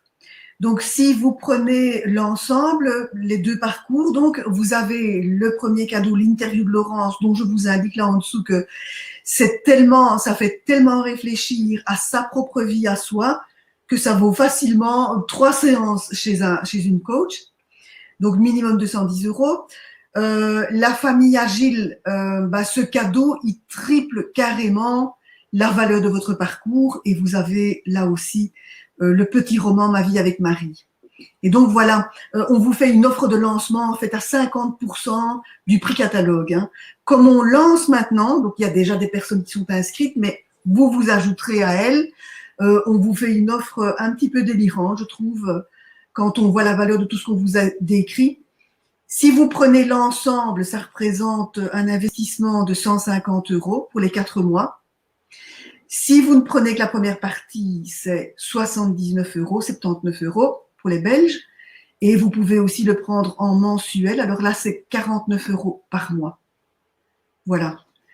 Je vais fermer le partage, je vais arrêter le partage. Je vais vous donner le lien quand on se retrouve.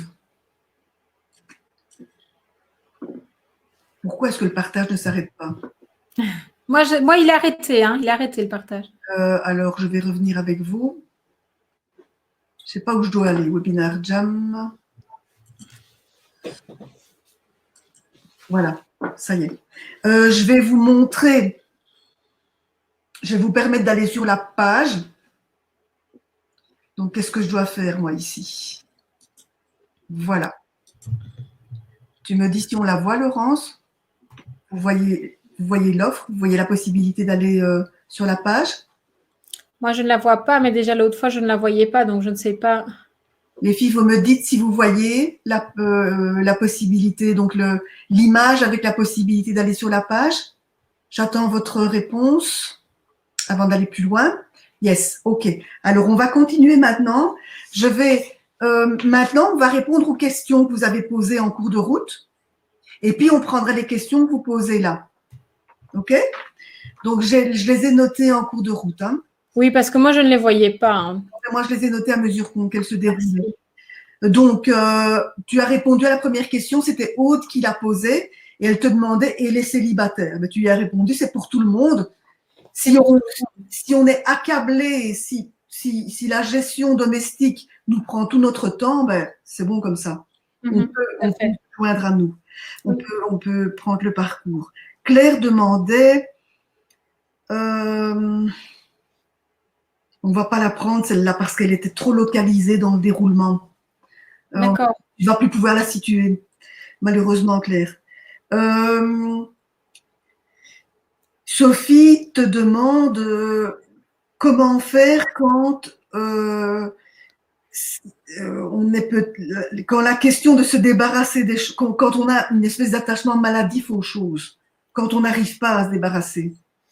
Alors, effectivement, il y a pour certaines personnes un tel attachement qu'il y a un besoin véritablement de traitement thérapeutique. Hein.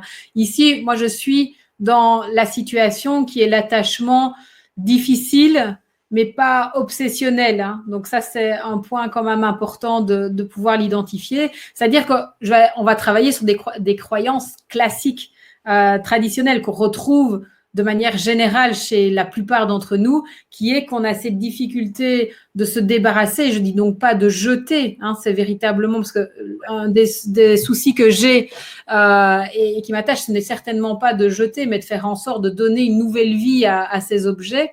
C'est de travailler sur ces croyances-là qu'on a, qui est de dire finalement, je vais le garder parce que j'en aurai peut-être besoin encore. Je vais le garder parce qu'on ne sait jamais. Peut-être que je vais pouvoir faire plaisir à quelqu'un à un moment donné.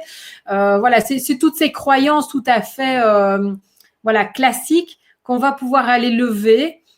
Ça, c'est vraiment important. La peur de manquer aussi. Hein, et on l'a vu qu'il y a des périodes, comme on est en train d'en traverser, qui peuvent nous amener à vivre des situations irrationnelles, hein, de peur de manque, de certaines choses dont on n'a même pas nécessairement besoin.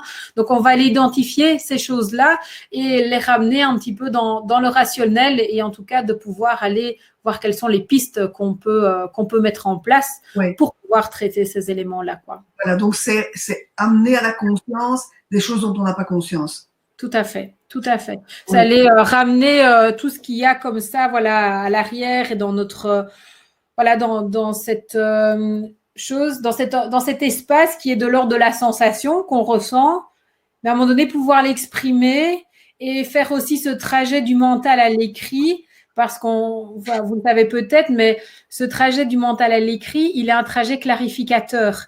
Et parfois, on ne fait pas ça. Et c'est un outil vraiment aussi de travail lié à l'allègement de la charge mentale. Moi, je prône beaucoup la réappropriation de l'écriture, quoi, et l'utilisation de sa main du manuscrit, parce qu'aujourd'hui, on a parfois au bout de nos mains des smartphones ou des claviers qui nous permettent d'écrire 2 fois plus. C'est ce que j'avais. Finalement, moi, je n'écrivais plus du tout. Pourquoi? Parce que j'allais plus vite en dactylographiant qu'en écrivant de manière manuscrite. Sauf que notre esprit ne fonctionne pas comme ça. Et puis alors, on est dans une toupie mentale qui est activée par tout ça. Et donc, voilà, ça, c'est vraiment aussi une des choses. Et c'est pour ça que vous allez recevoir des PDF que vous pourrez soit choisir d'imprimer, et si vous ne voulez pas imprimer, ça peut tout à fait être possible simplement dans un carnet ou quelque chose que vous avez déjà chez vous, de pouvoir faire ce travail préparatoire avant le passage à l'action. Oui, et puis, comme tu le mentionnais, l'écriture manuelle, elle a des vertus thérapeutiques. Tout à fait. J'en suis totalement convaincue. Je le revois aujourd'hui, je le vis encore aujourd'hui, et c'est un outil que j'avais laissé tomber, mais qui aujourd'hui me permet vraiment de me réapproprier mon rythme et le rythme de mes pensées. Oui. Et alors, je reviens à quelque chose que tu as dit au début de ta réponse à cette question. Il ne faut vraiment pas hésiter à aller se faire aider par un thérapeute éventuellement. Ça fait partie du paysage. Ça fait partie du paysage. Il y a et toutes les aides sont bonnes parce qu'elles arrivent au bon moment. Il faut juste être prêt à les accueillir. Et il n'y en a pas une meilleure qu'une autre. Je n'aurais jamais la prétention de dire n'allez pas vers ce genre de... Au contraire. Si vous êtes là aujourd'hui, c'est qu'on devait se retrouver là. Mais si vous êtes avec et que vous sentez que ça... un tel type de professionnel qui est la bonne personne pour vous accompagner, eh bien, vous devez le ressentir au fond de vous. Vous savez, en fait, au fond de vous, quelles sont les bonnes personnes pour vous accompagner. Oui. Et on a besoin de ça. On a parfois difficile de passer le cap, et je le sais parce que ça a été difficile pour moi aussi. J'ai été mise un petit peu au pied du mur pour pouvoir y arriver, et aujourd'hui, je continue régulièrement à me faire accompagner, que ça soit par des coachs, que ça soit par des thérapeutes, peu importe, le chemin, il n'est pas fini. J'ai encore tellement de choses à apprendre. Et en fait, ce que j'ai découvert aussi au fur et à mesure, c'est que c'est ce chemin-là qui est aussi intéressant. Oui. C'est cet apprentissage-là, en fait, qui est intéressant. Mais que tant que je suis seule avec moi-même, je tourne en rond. Oui. Je tourne en rond dans mes pensées, et que parfois, d'avoir un autre regard avec une approche, un type de thérapie, un type d'aide, et je ne me ferme à aucune, sincèrement. Mais je sais que voilà, ces personnes, elles arrivent au bon moment sur mon chemin, et je les accueille quand c'est le bon moment. Exactement. Alors, voici une question qui a été posée par... C'était pas une question, c'était une réflexion. Marion et Valérie, avec les ados, ça ne marche pas. Avec les ados, ça ne marche pas. Alors, j'ai plusieurs de mes participantes à mes formations qui avaient des ados. Effectivement, les problématiques sont différentes parce que avec les ados, ils sont dans une relation où ils ont envie de sortir du cadre. Nous, on essaye d'installer un cadre, et donc il y a cette relation un peu différente. Moi, la seule chose que je vois, c'est que quoi qu'il arrive, alors les ados, parfois, j'aurais tendance peut-être à pouvoir les comparer aux conjoints, parce qu'on dit ça marche pas avec les ados, mais en fait, les conjoints, c'est aussi difficile parfois de les embarquer. Quand ils nous voient, en tout cas, c'est comme ça que ça s'est passé à chaque fois les retours que j'ai eus, quand ils nous voient mettre en œuvre des choses, en leur lâchant la bride, si je peux dire, oui. Qu'ils voient ce que ça nous apporte, oui. Qu'ils voient le bien-être que ça nous apporte, parce que c'est ça que ça nous apporte. Oui. Ils vont peut-être pas tout de suite passer à l'action, c'est certain, mais ils vont quand même être interpellés. Ils vont poser des questions. Et moi, ce que je vous encourage à faire, c'est en tout cas au moins de parler de l'expérience que vous êtes en train de vivre. Oui. Et ça, en partageant cette expérience-là, en tout cas, moi, c'est ce qui m'a vraiment permis… alors, avec les enfants, je vous dis, les plus jeunes, effectivement, ça a été plus facile, mais avec mon conjoint, c'est vraiment ça. Ça a été, qu'ils puissent observer et que je puisse lui partager ce que j'étais en train d'expérimenter, ce que ça me faisait, les difficultés que je ressentais et ce que ça pouvait m'apporter. Et petit à petit, il a embarqué. Alors oui, ça a pris du temps, c'est pas du jour au lendemain. Mais moi, je suis convaincue que ça fonctionne, mais ça demande voilà, du partage et de l'échange et aussi de la patience par rapport à eux. Ils doivent pouvoir aussi faire leur propre cheminement et ils ne sont peut-être pas aussi confrontés aux mêmes besoins. Aujourd'hui, le besoin que vous ressentez, le besoin que moi, je ressentais par rapport à cette situation-là, eux ne le ressentent pas. Ils ne vivent pas ce besoin-là, en fait. Et donc, petit à petit, c'est aussi de pouvoir créer une situation où eux vont vivre ce besoin que la maison soit en ordre, ce besoin de se prendre en charge, de faire à manger. Et ça, c'est plus aussi on va lâcher, plus on va les autoriser à prendre de la place et à faire les choses comme eux pourraient avoir peut-être envie de le faire. Oui, voilà. Donc, ça va de pair, comme on le disait déjà dans ta description là, avec le fait, en tant que parent, de ne plus se mettre en posture de la personne qui sait, la personne qui dirige. Tu n'es plus sur leur dos. Il y a ça, hein, donc tu lâches la bride. Hein. Et ça, alors je ne l'ai pas encore moi vécu, mais je sais que dans la relation, j'ai, voilà, malgré tout, mes enfants ont des caractères quand même assez forts. Je m'attends à ce que ça soit encore plus exponentiel, mais je sais qu'une des raisons qui justifie comme ça cette réaction des ados, c'est en réaction par rapport à ce qu'on veut garder, hein, cette mainmise qu'on veut garder, et cette façon dont on a parfois envie de les embarquer dans notre vision d'un avenir qu'on imagine pour eux. Hein. Donc, oui, fait partie aussi des choses. Et la façon de leur parler aussi. Isabelle Filiosa insistait là-dessus aussi. Hein. Complètement. C'est pour ça que le guide du voyageur, en fait, il va s'appliquer à nos enfants, mais dans la manière dont on va exprimer les choses avec nos ados, ça va aussi certainement avoir des effets. Oui. Alors Claire te demande, quand soit on bouge et que ça n'entraîne pas les autres, où est le problème? C'est qu'on répète malgré tout un chemin, une façon de faire qui a toujours été la même et il faut changer une donnée dans l'équation.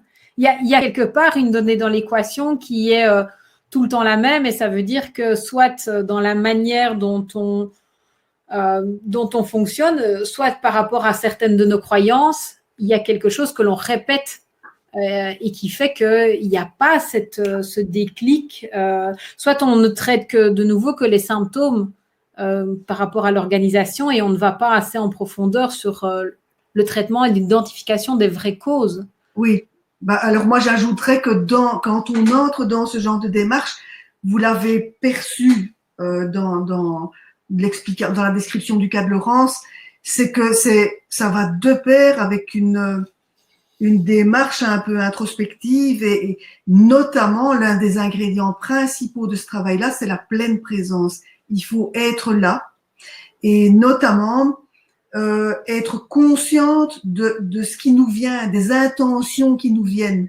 Parce qu'on a des habitudes, notamment des mauvaises habitudes, héritées notamment, et il y a des choses qu'il faut déloger.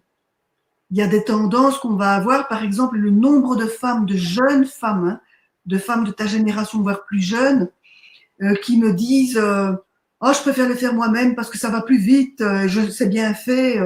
Voilà. Moi, je sais comment on le fait. Mais donc, il y a vraiment à pacifier très fort sa relation à soi, sa relation à sa famille, à chacun des membres de la famille. Et je pense que c'est un sujet qui tient vraiment à cœur Isabelle Filiosa. Hein. C'est super important de remettre l'amour au milieu du jeu de quilles. Mm-hmm. Tout à fait. Et une des façons, si je peux compléter, et ça fait partie aussi des outils en termes de communication, c'est ce qu'on appelle écouter pour comprendre et pas écouter pour répondre. Voilà. Et c'est régulièrement de pouvoir se dire, même parfois s'obliger, hein, ça demande parfois de s'obliger et de se dire, OK, je vais juste me mettre en position d'écoute pour comprendre ce qui se passe et parfois même en position d'observation. Parce qu'en fait, on est souvent dans le vouloir faire, dans le super outil qui va nous aider, tout ça, mais on a besoin de prendre du recul sur la bonne compréhension de la manière dont ça se passe chez nous et entre nous dans nos relations. Ah oui, voilà. Ouais. Donc ça, on parle de rangement, donc on appréhende ça comme relevant de l'ordre du faire, mais ça associe très fort du relationnel et de l'être ensemble et de l'être tout court. Tout à fait, complètement. Alors, Marilyn, on pose des questions là beaucoup plus pratiques. Marilyn, pendant combien de temps cette offre est-elle valable? Elle est valable jusque dimanche soir, Marilyn. Marilyn, pardon. Donc, on commence la session, on ne l'a pas encore dit, on commence la session, on commence le parcours jeudi le 23. Oui. Donc, la première séance en live ensemble aura lieu ce jeudi 23 et ça sera rendez-vous donc à 20h30. Et donc, pour cette première édition, je pense que tu l'as dit, je ne sais plus, Patricia, que cette première édition, il y aura comme ça ce moment de partage vraiment où je serai présente chaque semaine avec vous, ce qui en fait aussi une édition tout à fait particulière parce que ça ne sera pas le cas pour les prochaines sessions lorsque nous le reproposerons un peu plus tard. Cette fois-ci, c'est une édition tout à fait particulière puisque chaque semaine, pendant les 9 semaines du premier parcours, je serai avec vous le jeudi soir. Je vous explique, je vous partage les histoires, je vous explique les missions et vous avez déjà ce jour-là en live la possibilité d'interagir, de poser vos questions, de voir aussi par rapport à la semaine passée ce qui aurait été compliqué, etc. Et puis, vous recevrez alors le lendemain ou le samedi au plus tard la vidéo synthétique que vous pourrez encore revoir, soit seul ou vous pourrez même peut-être déjà la revoir même en famille si vous voulez. Voilà, donc vous aurez immédiatement vos accès. Et donc, cette session-ci, elle est vraiment exceptionnelle parce que elle est à 50% et en plus, vous avez la présence de Laurence en live chaque semaine. Voilà. Alors, Sophie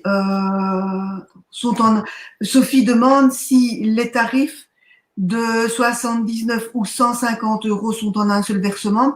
Va voir sur la page, Sophie, et tu verras que tu peux payer au mois. Tu peux payer 49 € 4 fois. Alors, je regarde s'il y a d'autres questions. Est-ce que l'accompagnement concerne toute la maison, pièce par pièce, et donc les chambres des enfants aussi? Alors, lorsque on va travailler sur l'escale 4, sur le plan d'action, je vais vous faire revisiter votre maison. Et donc là, on aura une vue d'ensemble de toutes les pièces. Mais le passage à l'action, celui qui sera dans l'escale 5, moi, je ne vous conseille pas la chambre des enfants parce que je veux vraiment que ce premier passage à l'action, ce soit un périmètre où vous ayez le total pouvoir, à moins que vos enfants soient tellement petits qu'il n'ait rien à dire, mais très vite, ce n'est pas le cas. Enfin, en tout cas, moi, j'encourage vraiment à ce qu'il y ait cette relation très rapidement. Mais une fois que vous avez fait tout le parcours, vous avez de toute façon tous les outils, vous l'avez vécu pour vous. Après, c'est de pouvoir refaire ce parcours ou ces étapes ou tout ce que vous aurez appris avec vos enfants sur leur périmètre qui sont leurs chambres, en fait. Donc, vous serez outillés. Voyez-le d'abord comme un véritable apprentissage pour vous, un cheminement pour vous. Et puis ensuite, et pendant tout votre cheminement, vraiment de pouvoir en parler, de leur dire ce que vous êtes en train de faire, ce que vous êtes en train de suivre. En fait, pour la petite anecdote, j'ai régulièrement eu des mamans qui sont revenues vers moi en me disant, quand je donnais encore la formation en une séance, elles rentraient, elles expliquaient ce qu'elles avaient vu, elles parlaient. Et alors, il y en a plusieurs qui sont revenus vers moi en me disant, tu sais, je lui ai expliqué ce truc-là à mon mari ou à mes enfants. Et le plus drôle, c'est qu'ils l'ont mis même en place avant moi. Et donc, parler de ça va aussi encourager et peut-être qu'ils auront envie d'embarquer rapidement. Et ça, c'est la clé. C'est une des clés si l'envie est là parce qu'ils vous auront vu faire, parce qu'ils auront compris aussi, parce que vous leur en aurez parlé. Eh bien, ce passage à l'action aussi sera autrement plus bénéfique et va vous permettre de le vivre comme une aventure avec eux. Et eux vont le vivre comme une aventure avec vous. Parce que moi, ils me parlent encore de ce moment où on a fait ensemble ma chambre de rêve, où on a discuté de tout ça. Ça fait partie vraiment maintenant de notre histoire familiale. Et alors, ils ont compris et c'est devenu une dynamique parce qu'entre-temps, ils s'écoutent aussi sur leurs besoins, sur leurs envies par rapport à leur chambre. Et cet été, tous les trois, ils se sont mis ensemble et ils nous ont vraiment bien fait comprendre qu'ils avaient envie de dormir tous les trois ensemble. Ce qui au début a été de nouveau un peu déstabilisant, mon aînée étant assez grande. Et puis je me suis dit non, on va se positionner de nouveau, on va leur faire confiance. Et en fait, cette réorganisation, elle a eu des effets encore plus bénéfiques qu'on aurait pu imaginer, puisqu'ils dorment tous les trois ensemble. Donc il y a une chambre où ils dorment. Et les deux autres chambres qu'ils avaient, en fait, se sont transformées. Ils ont gagné une salle de jeu et une pièce où je peux aujourd'hui travailler en télétravail alors que je n'avais pas jusque-là de bureau.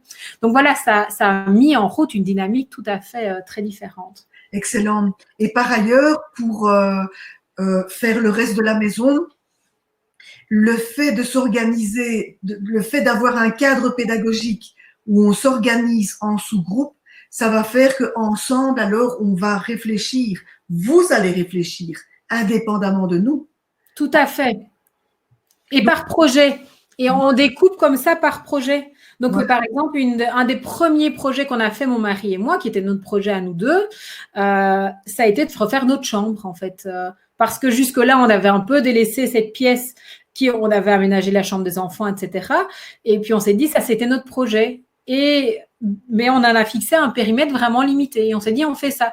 Et j'ai accepté, pendant cette période-là, que le garage soit en désordre, que le grenier s'était pas encore fait, qu'il y avait encore peut-être d'autres choses, mais c'est pas grave. Focus, oui. Un projet à la fois de A à Z, de la bonne façon en traitant les causes. Voilà. Et le désordre n'est plus jamais revenu dans notre chambre, en fait, alors qu'il était assez récurrent. Mais là, je parlais du cadre pédagogique que nous fournissons en organisation à la maison, tu vois. Oui, tout à fait. C'est des outils que vous allez pouvoir réutiliser. Vous allez voir que vous allez petit à petit, ça va devenir une habitude, en fait, vraiment. Et d'où l'importance aussi de la durée, parce qu'il y a des choses que je vais répéter au fur et à mesure aussi. Hein. Oui. Alors, mais ok, on a fini comme ça. Donc, je vois qu'il y a quelques vaillantes qui sont restées jusqu'au bout. Merci pour la motivation, les filles.